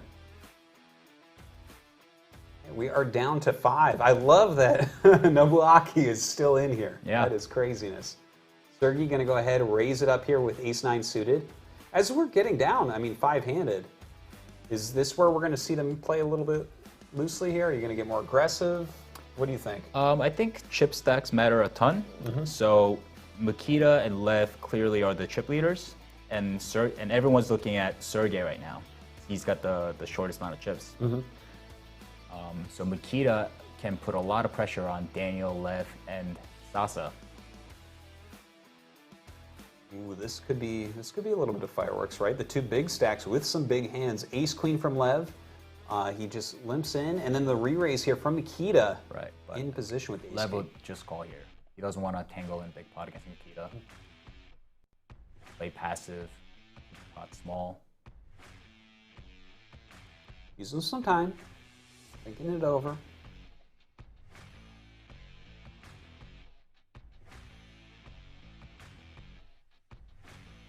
And just Oh, and folds. he folds. Do you Wow. like that? I would have thought at least call, and I would have definitely hated to see a re-raise, but a fold is quite interesting as well. All right. But yeah, that goes on to show the power that Makita has over the table. You know, Yeah. you don't want to be tangling with the chip leader, especially out of position. And especially someone like him who's literally one of the very best poker players on earth. Yeah. So it's a reasonable fold in that aspect. All right, well, Lev here with the King 8 suited limped, but Sasaki here with the raise on Ace Queen suited. Flop comes 9, ace 7. Not really hitting much here for Lev. He has a couple runner draws.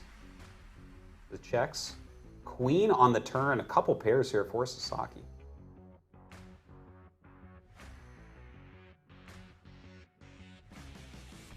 Check from Lev. Sasa with the bet.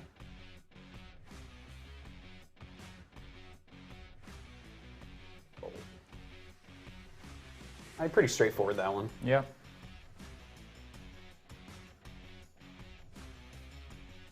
Few folds here. Ida, the cutoff with ace 9, raises it up. Flexing his big stack onto Sasa. What a bully. And these chips add up a lot. The money in the middle, the ante and the Yeah. blinds is 200K. Lev here with ace queen once again. Going up against Mikita with jack 10. Sasa limping in as well. Queen 9. And Sergey has the short stack here. Ooh, is it push time? I think so. All right, shoves it all into the center. Now, what do you do as Lev when you have Mikita behind you? Exactly, right? That's what I'm thinking about. If it folded around to him, he would be happy to call here. Yeah. But he's got Mikita behind. Maybe even Sasa is trapping with a big hand. Yeah, yeah. So tough spot for him. That is a But he scary does call. spot. Yep. Okay, well, everyone else actually ends up folding. So just looking for queens. Have 8, ace 9, 8 on the turn. Looking for that queen. And it does not come. Another 6. Sergey going to survive. And that eats a lot of Lev's stack. He's not been doing well the last few hands. It's a critical double up for him, for Sergey, and he's back in the mix now. And Lev with another playable hand, I guess, on 10s. Then folded around to him. Yep, he's got that 240K in the middle. He elects to call. Daniel with, oh my god, he actually flops the straight. Of course, you have that inside draw for Lev, and he's got the overpair. Yeah. I mean, it looks nice to me. Yeah, I mean, this is about as nice of a flop you can get with the 10s. Yeah. 3 undercards. That never happens in, that rarely happens in the short deck. Yeah, yeah, yeah. The re-raise here from Daniel. What does Lev put him on? He actually just flat out calls. The ace comes up on that turn. Is that a card that's going to save Lev a bunch of money? Depends how much Daniel Shack bets on the turn, I think. Oh wow, he Just goes pushes it all in. Yeah. Yeah, so Dan's thinking, I got a made hand here. Don't want to get drawn out. Protecting my hand. A lot of draws out there. Well, he does take that down. A lot of the stacks evening out, except for Mikita here. Coming a much more even playing field. Sergey here with the king 9 suited, limps it in. 9-10 on Lev.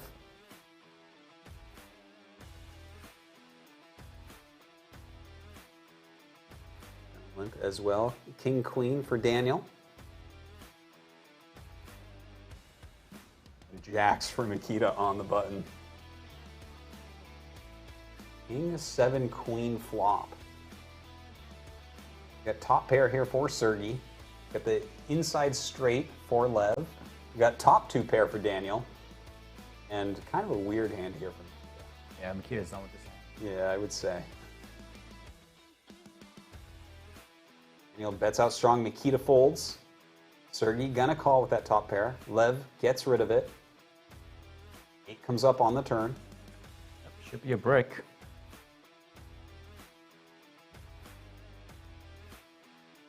Daniel's thinking now, do I want to protect my hand?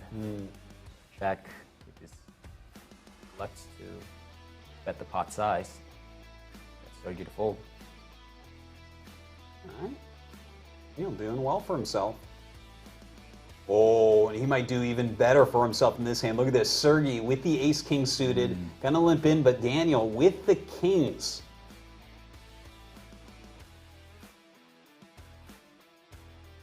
Raises up to $1 million. Nikita and Sasa fold. Sergey, I mean, he's got to play this, right? Yeah. Yeah. Re-raises all in. All right, let's do it. Daniel calls. Looking for those aces, looking for those spades. And the ace an right ace. on the flop with a 6 and a jack. Look at that, the queen of spades. 10 would be a chop. Oh, And the 10, but no, it's a flush. spade. Yeah. Oh my God. Oh, Just when you thought you were going to get a beautiful chop right there, the spade saves the day for Sergey, and Daniel's stack just decimated here. And Sergey, he started this 5-handed as the low stack, and now he's almost at even with Nikita for the chip Yeah. lead. No, he's looking good right now. That's how this game goes. I tell you, I'm loving short deck today. This is great stuff. Nikita right now with the ace-6. Gonna limp in. King-queen from Sergey checks. 9-6-7 flop. Hitting a little bit here is Nikita. Yeah, Got that Mickey's straight got draw. the bottom pair and the bottom straight draw. Sergey turns, top pair. Check from Nikita. From Sergey. Gets 3 of a kind here on Sixes. the end. Nikita. Ooh. Big go bet call here.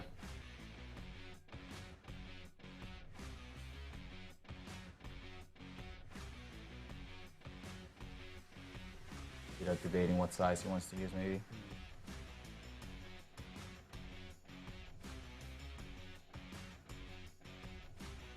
Sergey would have to call it off, I think. Yeah. Went check, check, check, check. Got the king. 280 pot size. Ace Call here, down. snap call by Sergey. And, Nice river there by Nikita. yeah. Showing the second biggest stack who's boss, and he does fall to the third biggest stack. Lev a little bit higher after that hand. Speaking of Lev, ace-6. He's used the most of his thinking time here. Honestly, not too surprised as he's the most unknown player at the table, right? So has the least experience in this type of situation. Yeah. Jack all in here with King Jack. We're only 10 big blinds. Yeah, then Sasa makes the call. For queens and 9s. Well, 8-8-9, not too bad here for Sasa. Queen on the turn, looking for a 10 or a king. Will we get it? It's a heart. And the 7. Absolutely not. And Dan Shack, gonna be out of this tournament now. Sasa with a nice win there. Dan Shack, who started out a little bit higher up in 3rd place, finishes in 5th. Fat payday there, though. All right, down to 4-handed. Lev opening up with a limp here with King 10. 10's behind him with Nikita. 9's behind that. Jack 9 as well. 7, ace, 6 flop. Kind of a funny flop for these hands, isn't it? Yeah. An ace on the turn. Okay, okay. Doesn't change on the river, No. on the turn. I mean, Nikita's good here. But it is four ways. Yeah, I feel like anyone could have anything here. Yeah. Nikita gonna just take a stab at the pot, it looks like. The re-raise from Sasa. Wow. Sasa with the bold raise here into the chip leader. I mean, I'm a noob, but I almost kind of like what Sasa did right there. Yeah. Because the 2 undercards and then the 2 aces, it's like, no, right? Yeah. I bet you he felt he had the best His best hand, yeah, I think so, yeah. Could have, yeah, maybe. Well, he does take that one down, so good on him. Sergey with the ace-king suited. 3 aces here. Ace-8.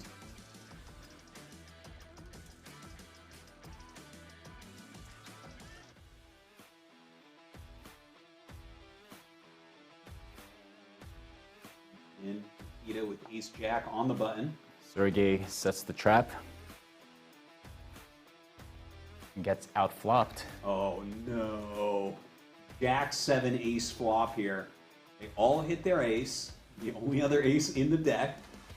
100K bet out by Sergey, called by Lev. Nikita, though, with those top two pairs. Big re-raise. Tough spot for Sergey. Mm-hmm.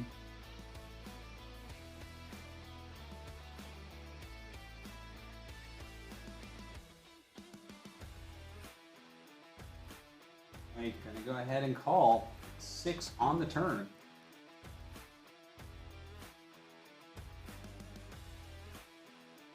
Now, about what to do. It has been checked to him.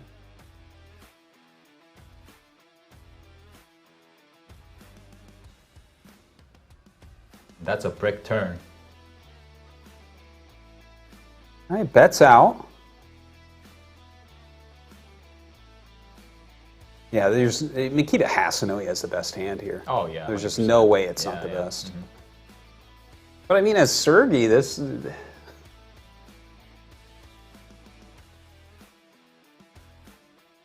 Yeah, he actually just folds it. Nice fold. Very disciplined fold. Ooh, could have some fireworks here. Lev with the ace-king. This guy gets some hands. Limps in. Nikita with jack-7 suited. And he does as well. Sasa, though, with a pair of aces. Yeah, he'll be raising here for sure.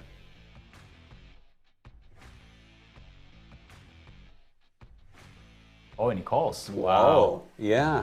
Sergey just checks it. Jack-6 ace, 2 hearts. Lev hitting his ace. Nikita hitting his jack. Of course, Sasa hitting his aces. A check from Lev. Yeah, this could have been a really from big pot Nikita. if Sasa raised here. You got to assume Lev would have re-raised pre-flop. Well, Sasa raises it up about half pot. Call from Lev. Folds 6 on the turn. There's a couple flush draws out there. Of course, no one has the 2 cards to match. Remember, flush is beat a full house. Yes, that is important because he does right now have that full house as well. All right, a bet out here, 235K from Sasa. Call from Lev. And a 7 on the river. Unfortunate run out for Lev. He's going to be probably losing the max here. The turn and river just came out in a way where can't believe it. Sasa just makes that value bet. It gets called. Right. And Lev giving a lot of chips up to Sasa there. But Lev's got to be thinking, wow, if Sasa raised their pre-flop, he would re-raise them, so he would have lost the bigger pot there. For sure.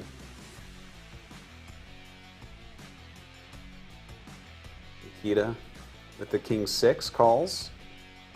Jack-10 suited here. Sasa gets in. Queens for Sergey. And the 10-7. 6-6 queen as the flop. And look at this. We could see some real fireworks. The king-6 really hitting with that set. And then Sergey. I mean, that's amazing. He flops the boat. Yeah. All right, bets out.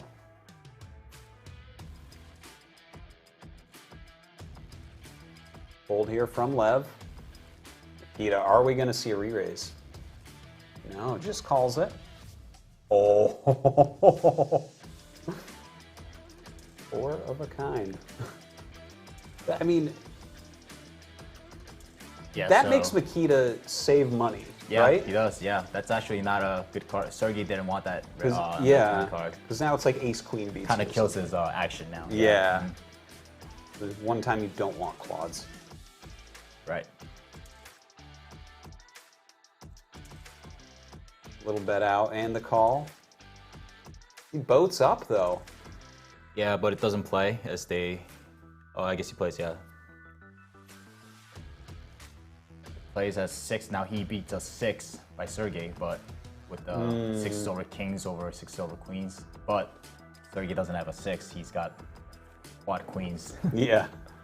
So he actually bets out. He bets out very small. How much do you re-raise here? Not much at all, because he's got all of the queens. He wants to get called by a 6.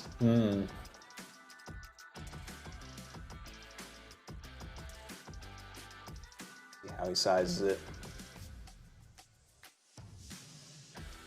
Could be very small. Or not. 2 million. Or not. He's the size of Mikita's stack, I guess? I don't know.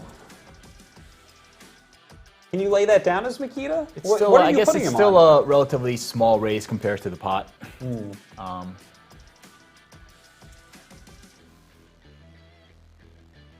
Yeah, it's not really a bluff spot, I think, for Sergey.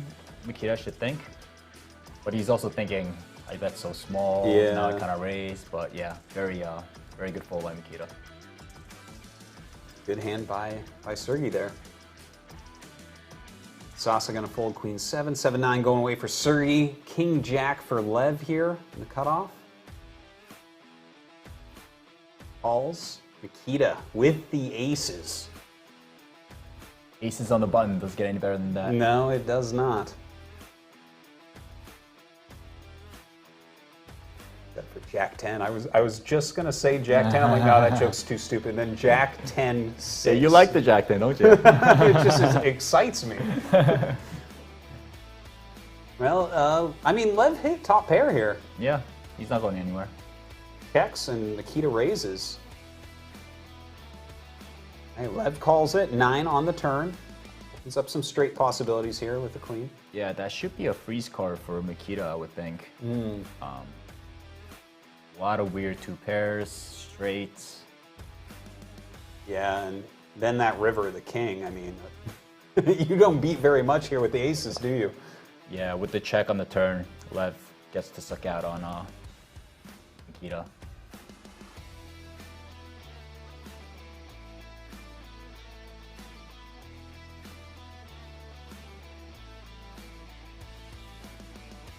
Takes that one down.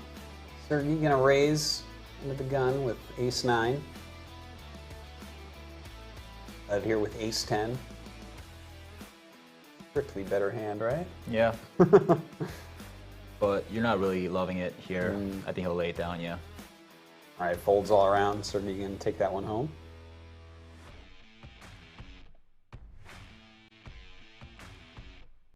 Peter with the Jack 8 throws it away. Sasa, ace 7 suited. Limps in here. Ace queen suited right behind him with Sergey. Raise it up for sure, yep. Lev with the king 10.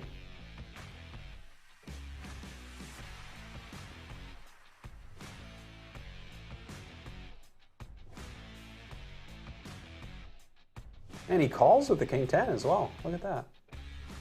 Well, the flop comes king, ace, jack. 10 makes a straight here for Sergey as top pair. Second pair for Lev, and a queen, of course, makes his straight.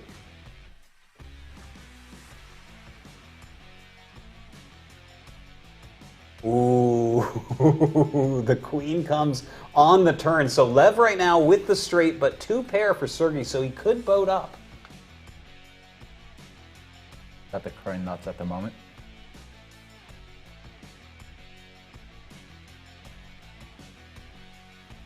Bet out from Lev for that check from Sergey. Call. 9 of diamonds on the river. Does nothing there. Check from Sergey. Lev with the nuts.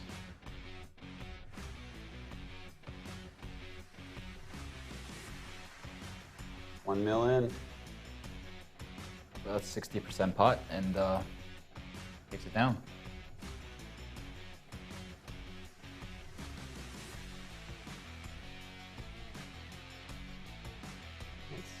Sasa right now, the short stack. Feels like the play has slowed down a little bit, like everyone's being a little bit more careful. Yeah, it's 4-handed. You got, big part of the prize pool to fight for, and also the bracelet. So the decisions are going to be more impactful. So I think everyone's trying to tread waters, take their time. And you know what? The next prize jumps are all like over $30,000 each too. So Yeah. I mean, this is what they, when you register for a tournament, this is what you play for, right? For the top 3 or 4 places. Yeah, absolutely. I mean, the next spot pays $121,000. Yeah. And the spot after that, $160,000. Right, and you compare that to the beginning of the final table, the 9th place was $30,000. Yeah, it's quite a difference. It's Yeah. really, it's crazy. That's why if you want to make a deep run, you really want to make it count. Yeah. Big difference from first place to 9th place. These guys, these 3 big stacks right now, maybe looking at Sasa to go out. Playing very carefully. We have a couple straights on the board. Bet out from Makita. He and Lev gonna chop the pot. So guys like Makita and Sergey, they've been in this situation many times before. They'll be very experienced, just as not only in short deck, but the tournament aspect of the game, laddering, moving up, positioning. They'll be heavily favored here. But short deck is also a game where it's there's a lot of luck. Yeah, so yeah. if you happen to just run good in a few spots, it's really anyone's game. Absolutely. Well, we've definitely seen a lot of that today. More chop pots than I've ever seen in a tournament. Sergey there winning the last hand with aces. Ace-8 suited here, going to raise again, the same as he did with those aces. Right behind him, Lev has King-Jack suited. Yeah, we'll see if he elects to raise or just call. Re-raise or call. Fold. Okay. Queen Jack gets folded by Makita. Sasa throws it away as well. Couple hands for Sergey in a row.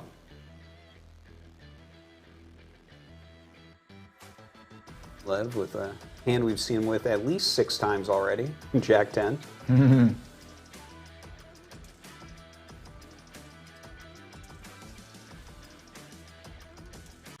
Limping in. 8-9 over here for Makita.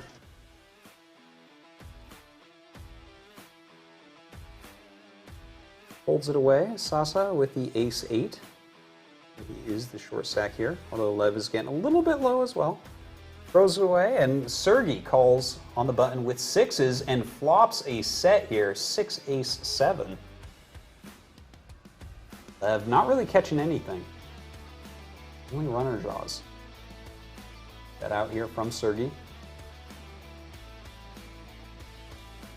And Lev. Sergey quietly became the chip leader at this 4-handed game. Oh yes, look at that. Well, he's had a few very good hands. Yeah, I remember he started the 5-handed as the table short stack. And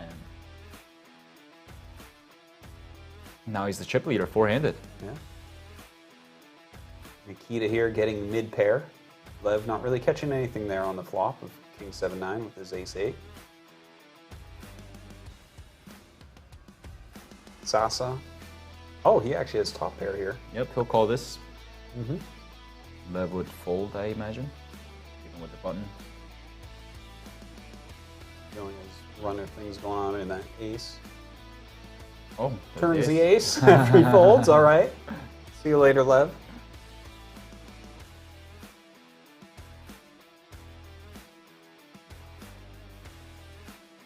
Yeah, betting out once again here. Yeah, Makita's choosing to turn his hand into a bluff here, thinking that the ace hits him more than Sasa. Sasa calls. Oh, that is the greatest way to do a bluff. Right there. Rivers, 3 of a kind 9s here. Makita with the best hand. Triple barreling and getting there. Yeah.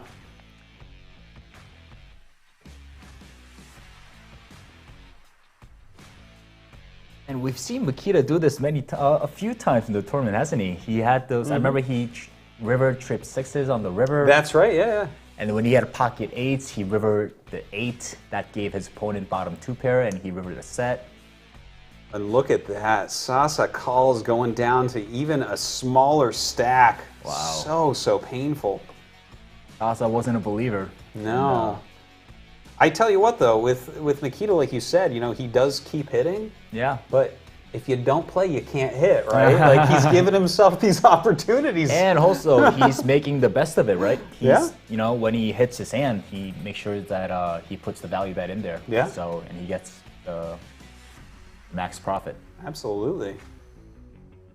Taking a look at this hand, Sergey with the 10s, but ace hits here on the flop for ace-jack in Lev's hand. Nikita hitting bottom pair. Surprising he does anything here. Lev bets out.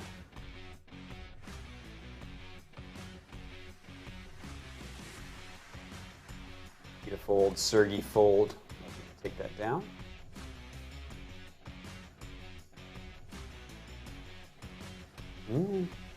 Right, Lev 9 queen.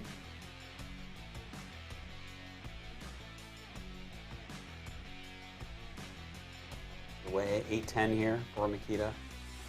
Limps in. Sasa though with the queens. He's such a short stack. Yeah. How do you play this? He's gonna raise. Yeah. Fold from Nikita. Yeah.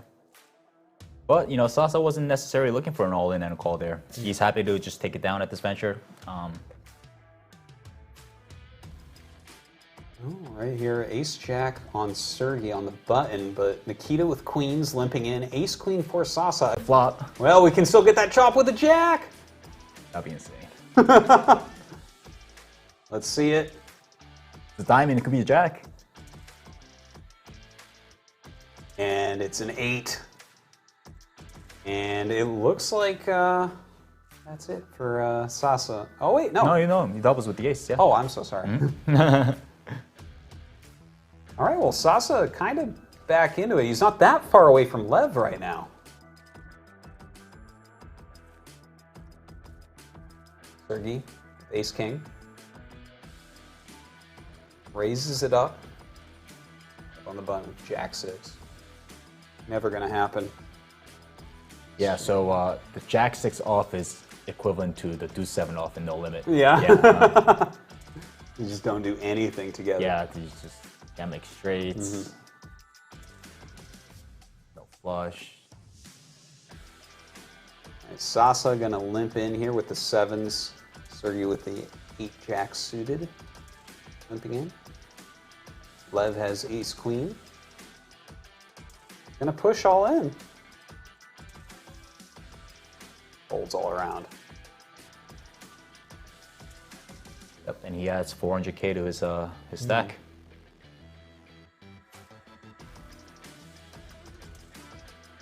Sergey raising it up under the gun here with ace-jack. With the queen-jack, something I bet you he wanted to see a flop with. It just folds all around though.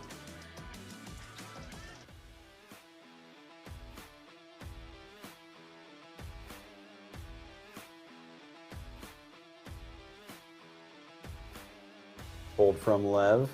Nikita, he wants to play. This is jack-9. Ace-jack over here. Oh! Sasa raising it up with his ace-jack. This is so funny. Yeah, you might see a Nikita just flop calls here. it. Yep. Oh my god. Ace-jack-9, both of them nailing this. Raise up, of course, top 2 pairs here for Sasa. He is not going to get away from this hand at all, but the bottom 2 pairs, Nikita. Yeah. He's been faced I mean, pot-sized bet, yeah. and it's a tricky spot because a lot of turns would be very tough to play as Nikita because a lot of rates, you know, better 2 pairs will get there. And Nikita likes to, you know, just go with the winner now. Sasa calls it. Well, he's got a running spade draw and another 9. Oh, a spade. No way. What is this last one? Nope, it's not a spade. Okay, it's a red card. Could be a 9. 9 hearts. Oh my god. Oh my god. He does it every time. That's a brutal way for Sasa to go out. Nikita That is just wow. Oh, well, you know what? Sasa did a great job in this tournament. Not a professional player. Instead, runs tournaments, gets 4th place. Congratulations to him. But Nikita, once again, on the river, fills up his hand and takes it down. We're going to go to a quick commercial break, and when we come back, the end of the tournament.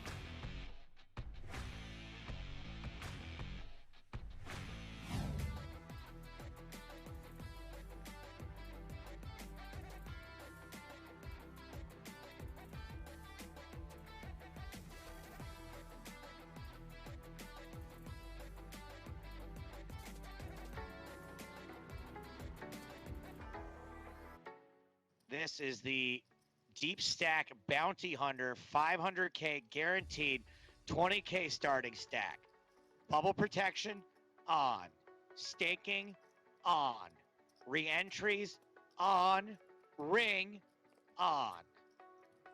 As we have a massive pot underway here. Aces versus eights versus King Jack suited. King Jack suited is, it feels like it's pot committed here. I don't know what you could possibly do. Lucky. But The Daniel Negreanu screaming emote is out. Pistolero, this must be some type of pay jump spot though for him to Yeah. even tank, right? That is exactly what it is, Maria. You are correct. There is a pay jump at 26. Eliminate Pistolero. Toilet paper to hoarding meat now. I did not hoard toilet paper. I'm just the kind of person that just buys 48 rolls of toilet paper at a time anyway, so I still had plenty when this all went down. There's another major all in here, kids. 3 ways potentially. Could have 2 eliminations if there's a queen on the river. Come on, you're rooting for it, right? I'm just rooting for the carnage. Queen me, baby. Yes! Ooh, dirty. Yes! Double elimination. Ace 10 sucks out on Ace Queen. Hey, look at... Whoa, whoa, whoa, what was that? What was, you fucking cowards? What was that? It said ace. Oh, for eighth place prize. There we go. Eighth is Joe's shitty commentary. All in. Wait, do we have 3 players all with ace king right now? It looks Oh. like it. And will any of them fold? No. Will any of them make a flush? Crazier things have happened in Nope. this game, but not with that flop. Boo. Oh, someone folded a 9. Chapo has to show the 9. At the Rio, and so All in. I He was parsed. getting more and more specific. Hold on, we've got this all-in situation. I am William getting it in bad against Mr. Bradley, looking to hit a 2-outer. Now has 4 more outs. Don't do it. Don't do it. Is that one of them? No. No. Queens. Why are you showing a 7? We don't care. Oh, Maria. Oh, Maria. Joao once again trying to take out a player with live cards. Gringo has yet to say die, but is going to have to catch up after Joao makes a 4. Even an 8 will do it with no. Gringo finally succumbs to Joao. Joao with king 4. All in. Gets shoved on by Chapo. Call. Once again, gonna try to get the scalpo of Chapo. And once again, it looks like Chapo is gonna double up. No, it's a 4 on the turn. Chapo needs a 5 or an ace. Doesn't find it on the river. Chapo eliminated in 4th. Fish Uncle all in. Joao calling with Jack 9 once again with the opportunity to eliminate a player with live cards. So far, King High is out in front, and boy, oh boy, it's a lot more outs for Jack 9 on the turn. The river is an 8. That's the straight for Joao. There goes Fish Uncle. I think 20 big blinds is All the in. perfect stack size to go for a limp shove in this spot, and Call. it's just unfortunate. Limp shove it is. Howdy, Texas at risk.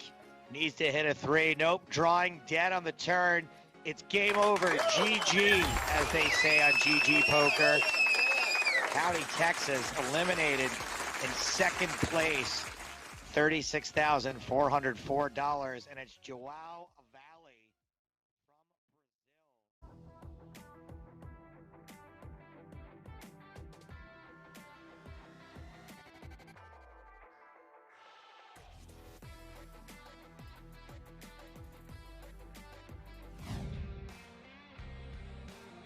All right, we are back, and we are down to just 3 remaining on the final table. A gigantic first place prize of $276,000 awaiting one of these guys. We've got Makita, Sergey, and Lev. Sergey and Mikita both pretty big stacks right now. Lev really trailing behind. But one double up from Lev, and he's switches the field on him. So, Yeah, that's very true. That's very true. For sure, anyone's game still. Taking a look right here, Mikita does have those kings, kind of a scary board with that ace out. Sergey with the 10-7, not too much going on there other than an inside straight, and a 6-7 here for Lev. Looking for a 6 or 7 if he wants to do something here. You can't really call with Mikita behind to act. Yeah. Right.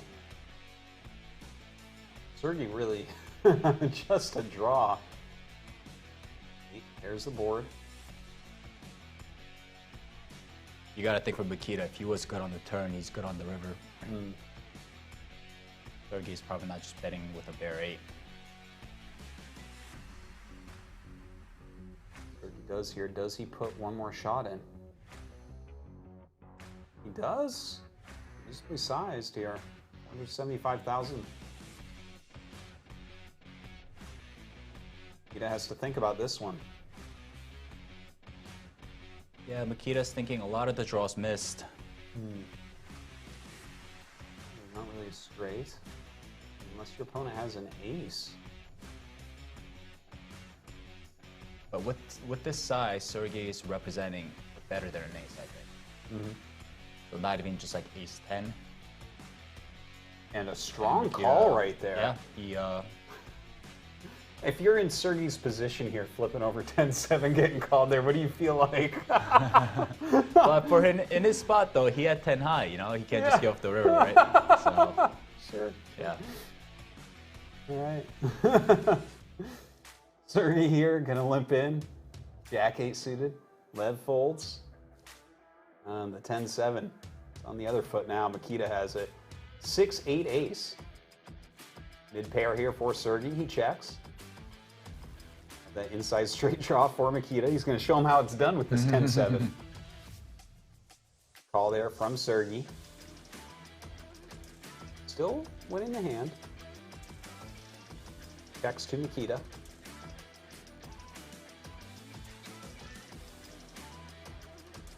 Mikita betting out once again.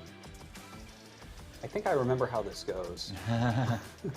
It's a good thing that Sergey folded there with the best hand because I know that river is going to be in line. Looks like Mikita better. He played it better than Sergey, huh? Yeah. The 10-7. Absolutely. Although to be fair, the 10-7 from Sergey was being played against kings, so a little bit of a better holding. All right, the limping in with king 8. Ace-7 here on the button for Sergey. Lev staying out of it for now. Yeah, that's what I was noticing too. It looks like it usually works the opposite way, where like the two big stacks don't want to go at each other, but Yeah. Well, they are mixing it up. With the 10 king queen flop here, Mikita did hit top pair, but we have an inside straight draw here for Sergey.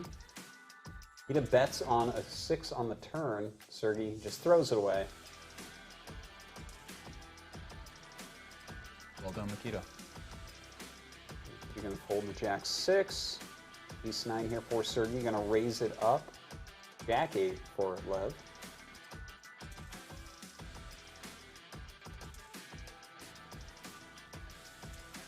And just folds it.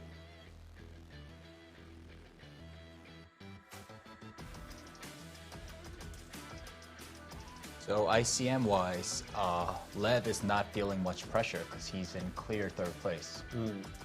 So he can afford to get in there and gamble it up, take good spots. He doesn't have to wait around really. So who should be feeling the most pressure here then?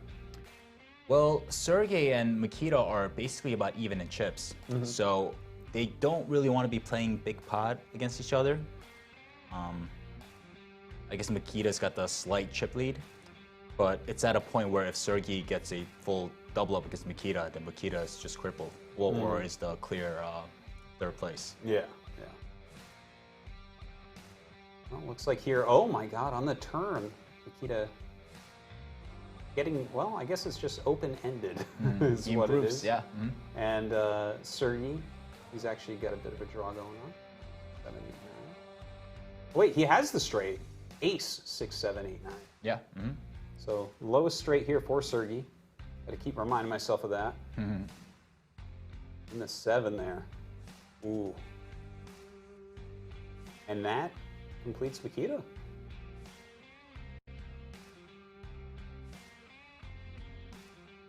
There are 3 diamonds on the board. Yeah, but like we said, flushes are very hard to make in this game. And he's got that 1 blocker. Makita will be for sure value betting here. Thinking about what sizing he should use. He's got the super straight. He's got the 10 jack. So yeah. Would have beaten Ace King here as well. Makita bets pot, full pot. It's a big bet. That is. What are you like? Is that a value bet or is that a? Oh yeah, I'm it's bluffing. No. It's for sure a value bet. Yeah. Well, I mean like, is he trying to make it look like he's? Bluffing? Yeah, I think so. Maybe. Yeah. Because it almost seems like too much value. Right. Yeah. But he also knows that how this hand was played. His hand is clearly the best hand, and he gets a hero from Sergey. All right. Oh, that's a Very well done. the rivered straight for Makita. Yeah. This is how he does. 23 million chips. Wow. Clear Dominating chip leader right now. Yeah. Well, Lev maybe seeing some light here towards a second biggest chip stack. Has Queen Jack and a limp. Raise here with Jack 8 suited from Makita. He's 6 here on the button. so he Everyone's can still fold. relatively deep. There's still a lot of play to be left for sure. Yeah. You could be in for a long one.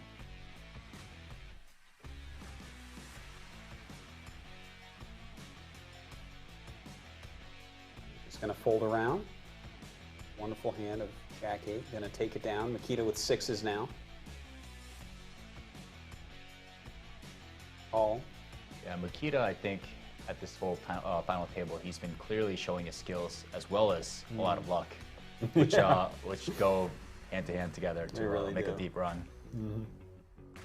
Well, he's going to check. Sergey did hit middle pair here. Lev actually turning top, or second pair. Those queens. Couple checks. But yeah, no one's really loving their spot right now. They're just happy to go to showdown. It's such a weird looking board. I'm surprised Makita didn't get the 6 on the river. I know, right? This the is hidden- the one the time hidden where set. he truly Yeah. He can't beat anything right now. Trying to think what he could beat. Yeah, So of course he bets into it. that's what he was thinking. I can't beat anything, so I got to bluff at it. Right? There you go. Yeah. It's the There you only go. way that he can win. Yeah. Oh my God, I never thought of it like that.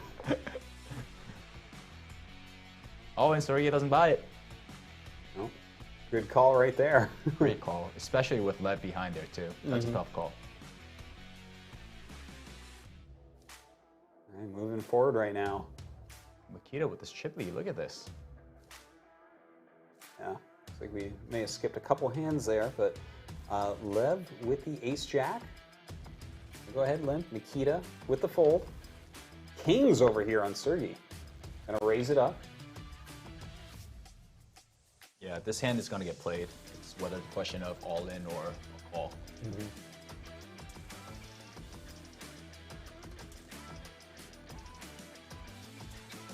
All right, ace jack versus kings. Let's see it. And it does hit a jack there. And another jack on the turn. Oh, he needs a king right now. King and king only. Can Sergey stay in it? And a 6. Absolutely not. Sergey is going to go out in 3rd place. Well, you know what? He played a very strong tournament. Ended up in 3rd, even though he came in here as one of the shorter stacks on the final table. Looks like some things went wrong for him, unfortunately. But now it's heads up. We're down to 2. And Lev with 10 million, almost 30 million over here for Makita. Ace Queen versus 6s. Let's start this off right. Oh my God, look at this hand. We have 8 Queen 6, so a set for Makita and top pair, top kicker here for Lev.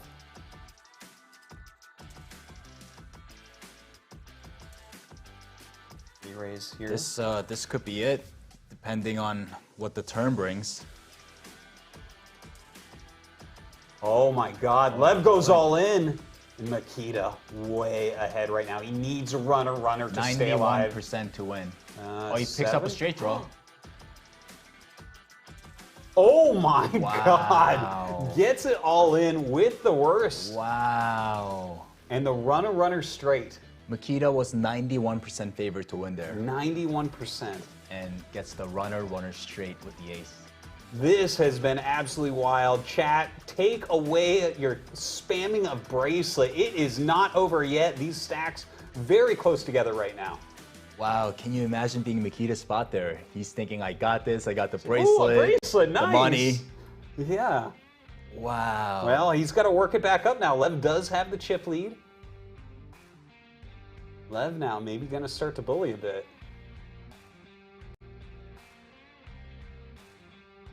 All right, 6s here for Lev. Limp in. 7-10. Does hit on that flop of ace, king, 10. Bottom pair. Both players aren't really loving this No. this flop or the turn. Feels like whoever just bets it will win, right? Yeah. Well, Lev doesn't really beat anything here, just checks it down. Yeah, Makita is happy to check it down here Yeah. as well. Take down the pot. I still can't believe that. 91%. Yeah, wow. What a beat. Especially in short deck, 91%. That's a massive. No, massive yeah, favorite. really? Yeah. That's like a made hand right there in short deck. Oh, okay, we've got some very playable hands here. King 10 suited here, a raise up from Lev, but aces for Makita. Re-raise. Is Lev gonna go? He's just gonna straight call.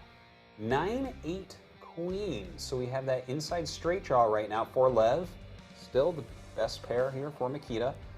And there's the jack. Not really a flop or turn if you have the aces here. No, probably not looking so hot to him right now. And Lev's checks here on the turn. I don't really like it. I think he should have bet there. No? No. Do you value Yeah, I bet don't for a think, chop here is Makita? Yeah, I think that's a clear mishap by Lev on the turn. So on that turn, if Makita didn't bet the flop, I don't think he'll be betting the turn. So you kind of want to get the value now. Sure. 2 hands later, here we are, even stacks. Aces for Lev. King 9 on the other hand. Open-ended straight draw after this flop is 7-10-8. Yeah, this stuff kind of happens a lot where if you try to slow play the aces and the other person doesn't cooperate and check, you get this kind of board and you have aces. Very, Absolutely. very tough to play. Board pairs 7s. Good turn for Lev. If Makita continues to tell his story. And he does indeed. Pot size bet. Lev calls.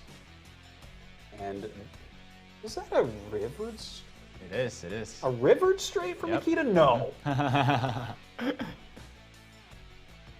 Absolute madness here. All right, bets out. Does Lev call? Really, really tough spot for Lev here. It Yeah. just Calls it down. And Makita with a nice sizable pot, taking Yeah. that chip lead. well done. Showed good aggression and paid off on the river. Makita gonna raise it up with queens. 10 jack here for Lev. Ace queen 9. So open-ended straight draw for Lev, but the set for Makita. Action flop here. Middle set against an open-ender. 6 on the turn. 4 million pot right now. And we remember in short deck, straight draws, it's easier to get a straight on turns and rivers than in no limit. Yeah. And we hit a 7. So not quite making it here for Lev. 10 million pot.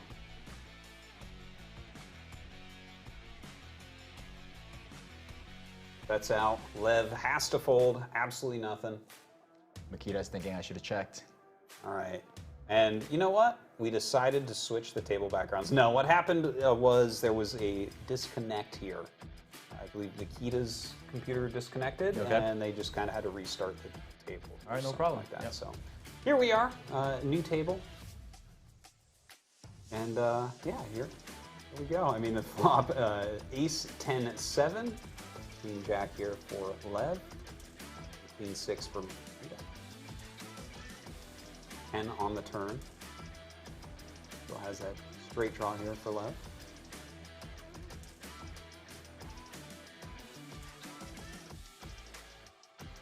I'm just gonna take that down easily.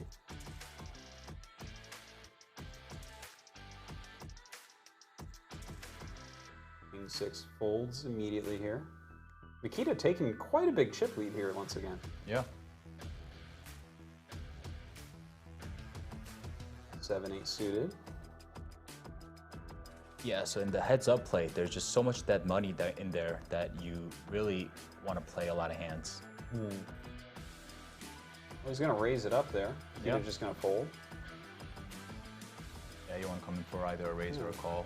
Really, look, like he raised, he got Unless you almost got half a super million garbage, chips from that. Like, yeah. Huh?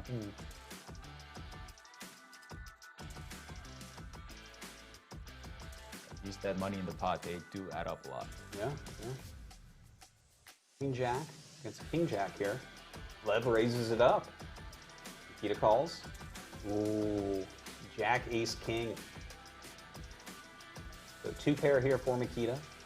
And Lev sitting on a straight draw and bottom pair. Back to a flush draw. Yeah, Queen that's hearts. true. Yeah, and you should actually mention that. I know that flushes are harder to get here, but Yeah. back doors just keep happening. 9 pops up. Let's see how Lev decides to play this turn. He might just go ham and start barreling away. Checks it. Would you prefer to bet there? It's rather aggressive, but it would make sense if he decided to just keep betting away, thinking that, you know, the ace jack ace, the ace jack king hits him harder because there was no raise from Makita. I had a bet out here from Lev. And this is an interesting bet. Yeah, the He's pair for sure bluffing, nines. I think. Yeah, Yeah. for sure. So maybe he's He's trying to say it deciding as an that. ace. Yeah, so I think the action when Lev bet the flop and Makita called, went check, check, turn, and by the river, I guess Lev is thinking his jack's no good. Maybe Makita's got a king or a weak ace. So he's electing to turn his hand into a bluff here. Makita going in the tank right now. Yeah, he's in the tank. His 2 pair got counterfeited, so any ace beats him. But it's Lev is probably not betting this size with any ace. So he's representing a very strong hand that he checked turn with. I would say the minimum value that Lev is representing is maybe trip 9s-ish, around that area.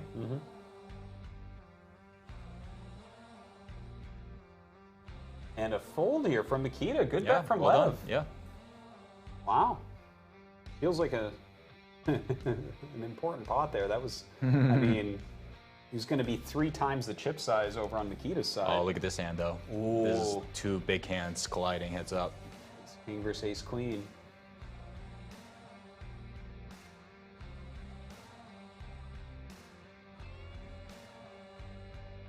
Yeah. Oh, Makita goes all in. Yep. I Ace mean, queen, Ace King, you heads got up. you got to do it, Flush right? Just limp in. That's yeah. it. Okay, Ace King against Ace Queen. Lev looking good here. Oh, the open is straight on that flop. Is it And king now- or an 8? Yeah. 6 comes up. So Lev gonna double himself up here, and they basically trade positions and chips. Wow, yeah. Lev right now, he's got that fire. It's the ice here of Makita. Ace 9 going up against Queen 9. Makita a bit dominated on the button. 3 raises.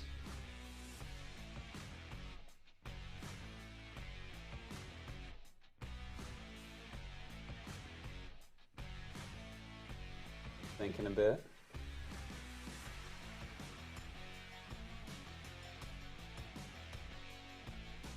His tank just calls it straight up. We hit a 9-6 jack board, so both catching a piece with that 9. Of course, with the better kicker.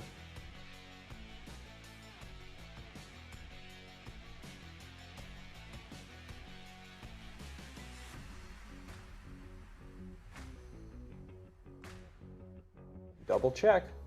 8 on the turn. Not really doing much anywhere. Yeah, I should go check. These two have enough showdown, or they don't want to put any much more money in the pot.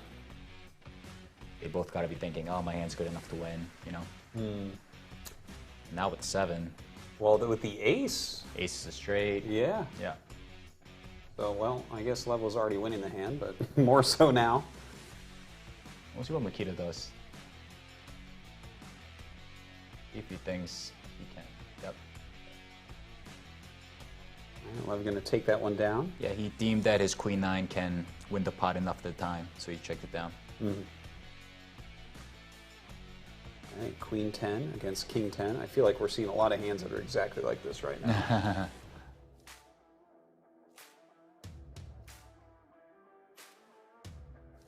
Trying to decide what to do here. Raises it up strongly. 840,000. Call here from Lev. Flop comes ace 10 6. Both of them hit that 10. Another battle of second pair hands. Yeah.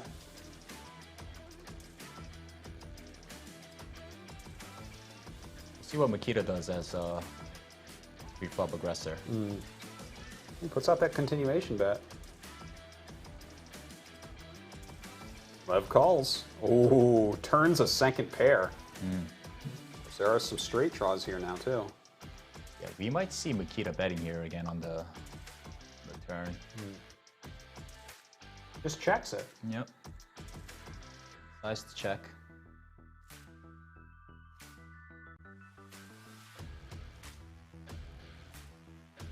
Thinking hard. Just checks it himself. 9 on the river. Can't really do anything.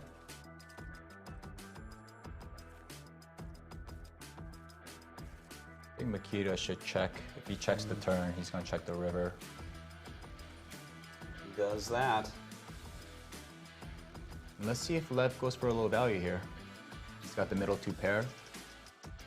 He's thinking, is Makita slow playing something? And no. Whoa.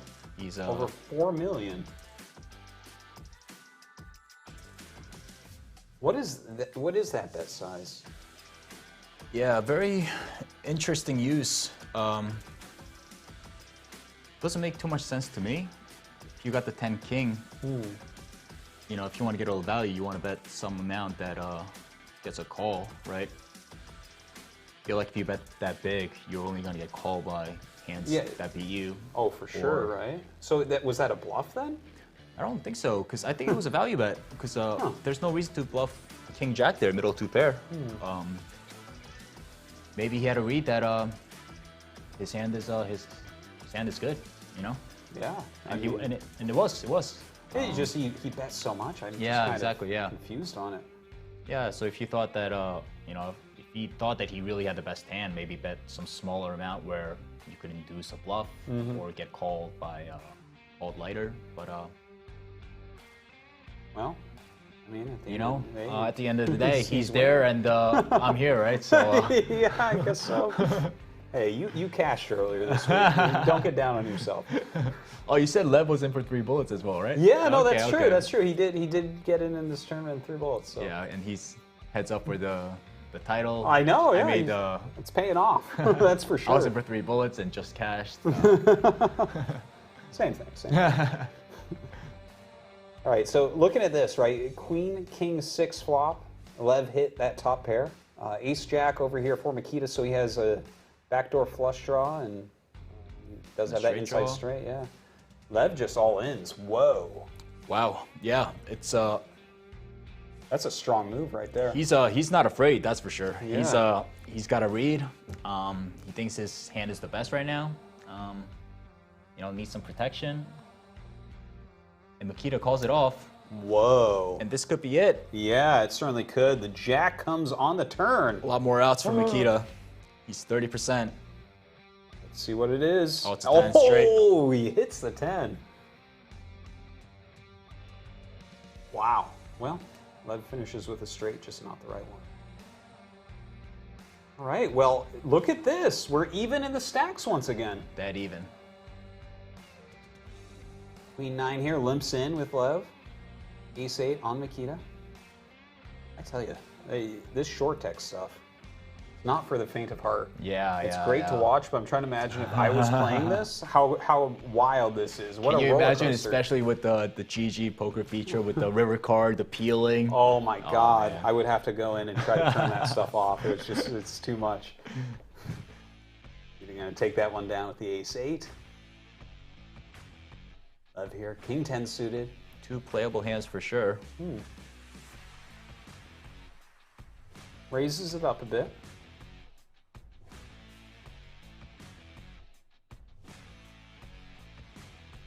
Into there, call. 7 King King. I would say that's a pretty good flop for Lev. I would think so as well. But for Makita, not so much. That's in about third pot size. He might have some devious plans with his I see him going for a raise. Oh yeah? He Or calls call. it straight up? Yeah. Okay, we have a boat, but we also have a flush draw here. Don't forget, flushes actually beat boats. Yes. And remember, Makita's got 5 outs to the flush. Check from Lev. He's got to know he has the best hand right now. Yep. Setting the trap. Hoping Makita barrels with whatever he's got. He actually has a straight flush draw too. Look at that. He raises now. Does Lev check raise here? No, he would just have to call. Just call. But yeah, I mean, flush just beat a full house. So maybe he's if he thinks that Makita's not bluffing, he's got a made hand. He'd want to raise. Oh my God! Wow. Oh, the runner flush here. Yeah, this is going to be an expensive Oh my pot. God. And Left Makita's checks. got to know once left check calls the turn, he probably has a king. Yeah. You know what I mean? Yeah. And the club draw missed. He backs into a flush. This is going to be a big bet on the river. This is going to be a big bet. 6 million. And he just, Snap of course, Lev calls. I'm not surprised to see Yeah. that at all. Flips over, showing the Great. backdoor flush. Great bet sizing from Makita, Wow. showing off his skills there. You know, Makita, I've been very impressed. He does get lucky on these certain spots, but he really just maxes out.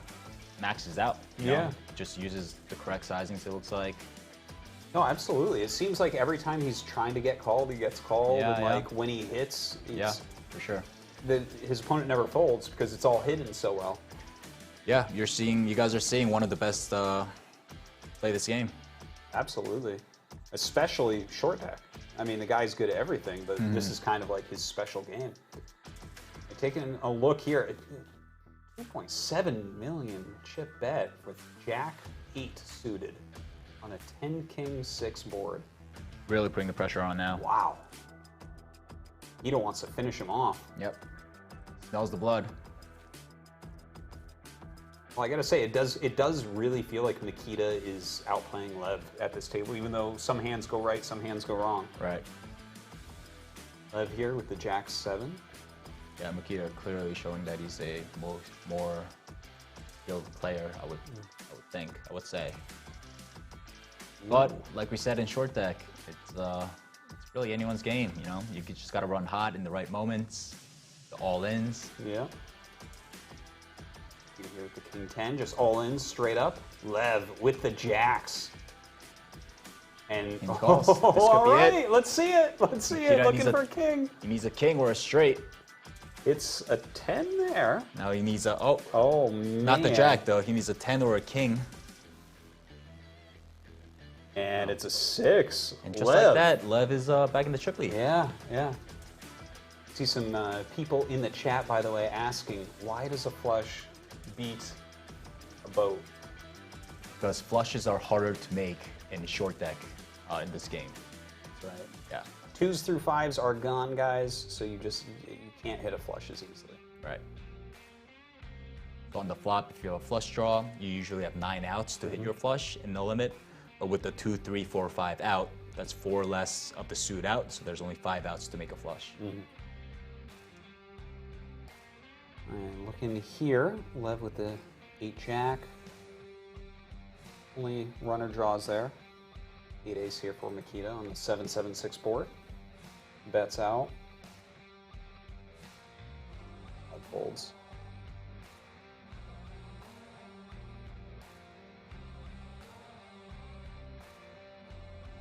Fold straight up. Lev with a bit of a chip lead. Not that big though. Ace-9. Could see a raise, could see a call, or an all-in. Straight up all in. What do you think about that as a strategy? If you're the chip leader here, but you know your opponent's better than you, you get ace-x, you just, is it okay to all in? Yeah, if I'm up against a more accomplished, or someone that I thought was more accomplished player, I would definitely want to ramp up the variance. And one way to do that is to be aggressive, especially going all in. Well, we have the makings of some craziness here. It's the top set here with the kings. Keyed on 9s though. Not the greatest. He's kind of wrapped around the 9, but yeah, it's kind of tough when you're faced a reverse pot bet. Lev building a stack.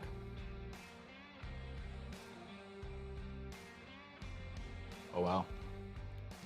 2 big hands here. Jack suited here on Lev. Raises it up. Makita with the ace-queen.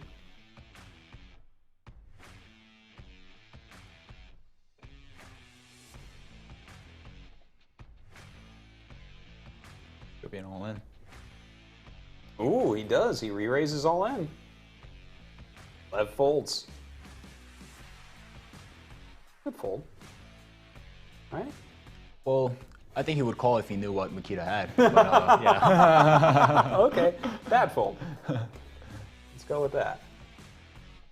All right, King Jack suited here for Makita, raises it up. 7-Jack calls. Top pair for Makita, bottom pair for Lev.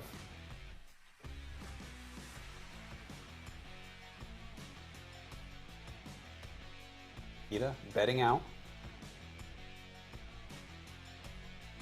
Ace on the turn. Opens up a little bit of drawing here. Not a card Makita wanted to see, but does pick up the straight draw equity. No reason for him to bet. Checks. Lev here still with bottom pair. He does have that inside straight draw. And hits it there on the river. Oh, they both hit it. They both hit it, yep. Well.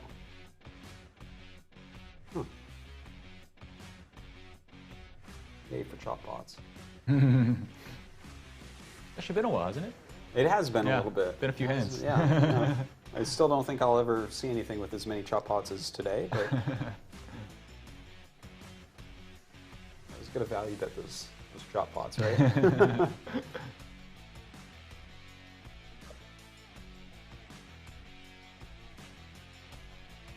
That's it out. Yeah, should be a min raise from Makita. Yeah. No reason to go any bigger. Unless you thought the levels are super, yeah. See what the min raise here. Makes sense. Good call.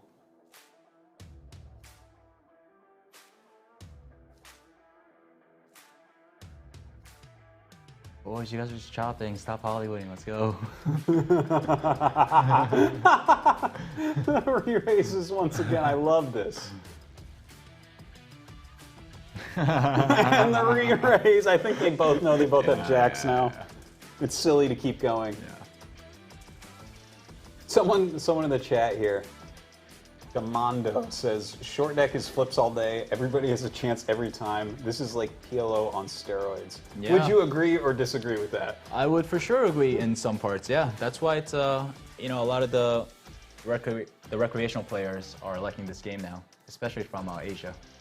All right, so even better than PLO. We can call it the great game of short deck. And you know, you can go all in here. That's what's fun of it, right? Yeah, PLO, yeah. you're kind of capped to the pot. You know, here you could just go all in and not be in that bad of a shape if you get called. Totally. Yeah. Nikita right now hitting that top pair. Bets out. Lev does have second pair with the jacks.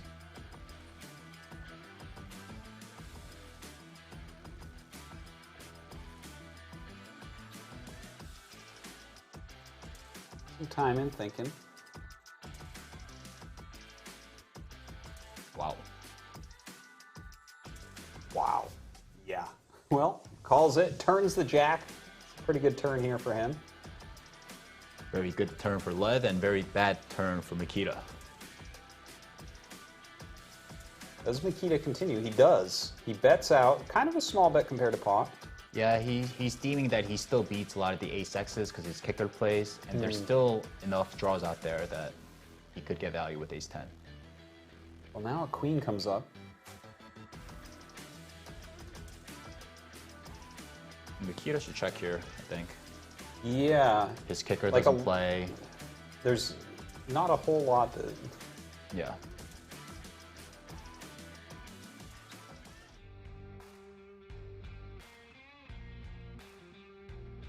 See a bet out here from Lev. 2.5 mil. So Mikita's thinking 9-10 gets there, but I have a 10. Lev could have a jack. What bluffs can Lev have? Well, he calls to see. Yep. And unfortunately for him, it's a jack. Lev's stacking pretty big here once again. 27 million. Been a very interesting heads-up battle, huh? Yeah. A lot of flipping around. Quite back and forth. Yeah. Slimson here with the jack 8. Checks the queen 6. Nikita hitting that bottom pair, but top 2 for Lev.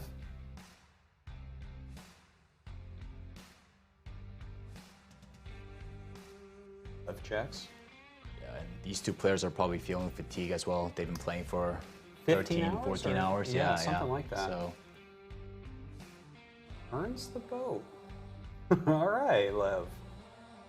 Really making his hand here. it's a little bit of an overkill, but actually a good card for him to get action on, because Mikita's thinking if he was good on the flop, he's good on the turn. Lev thinking. Puts in a little bet.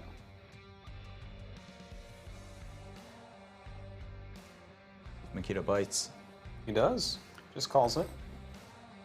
Odds were too good. 10 on the river.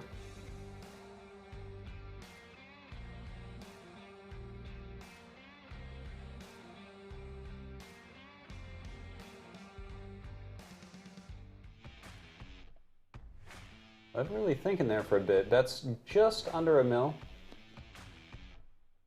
Let's see a raise from Mikita here. Well, what would he be beating if he called? He No, has he's to not raise, calling. right? He's not calling. He would be raising. Yeah. Just folds it.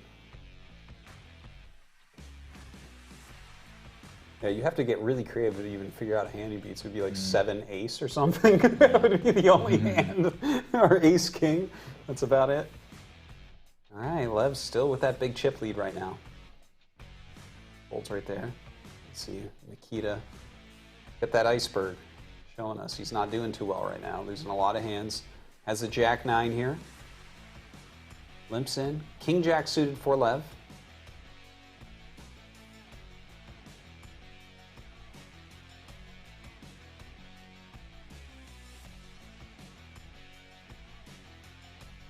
Lev just goes straight up all in. A fold from Nikita. Insta folds there.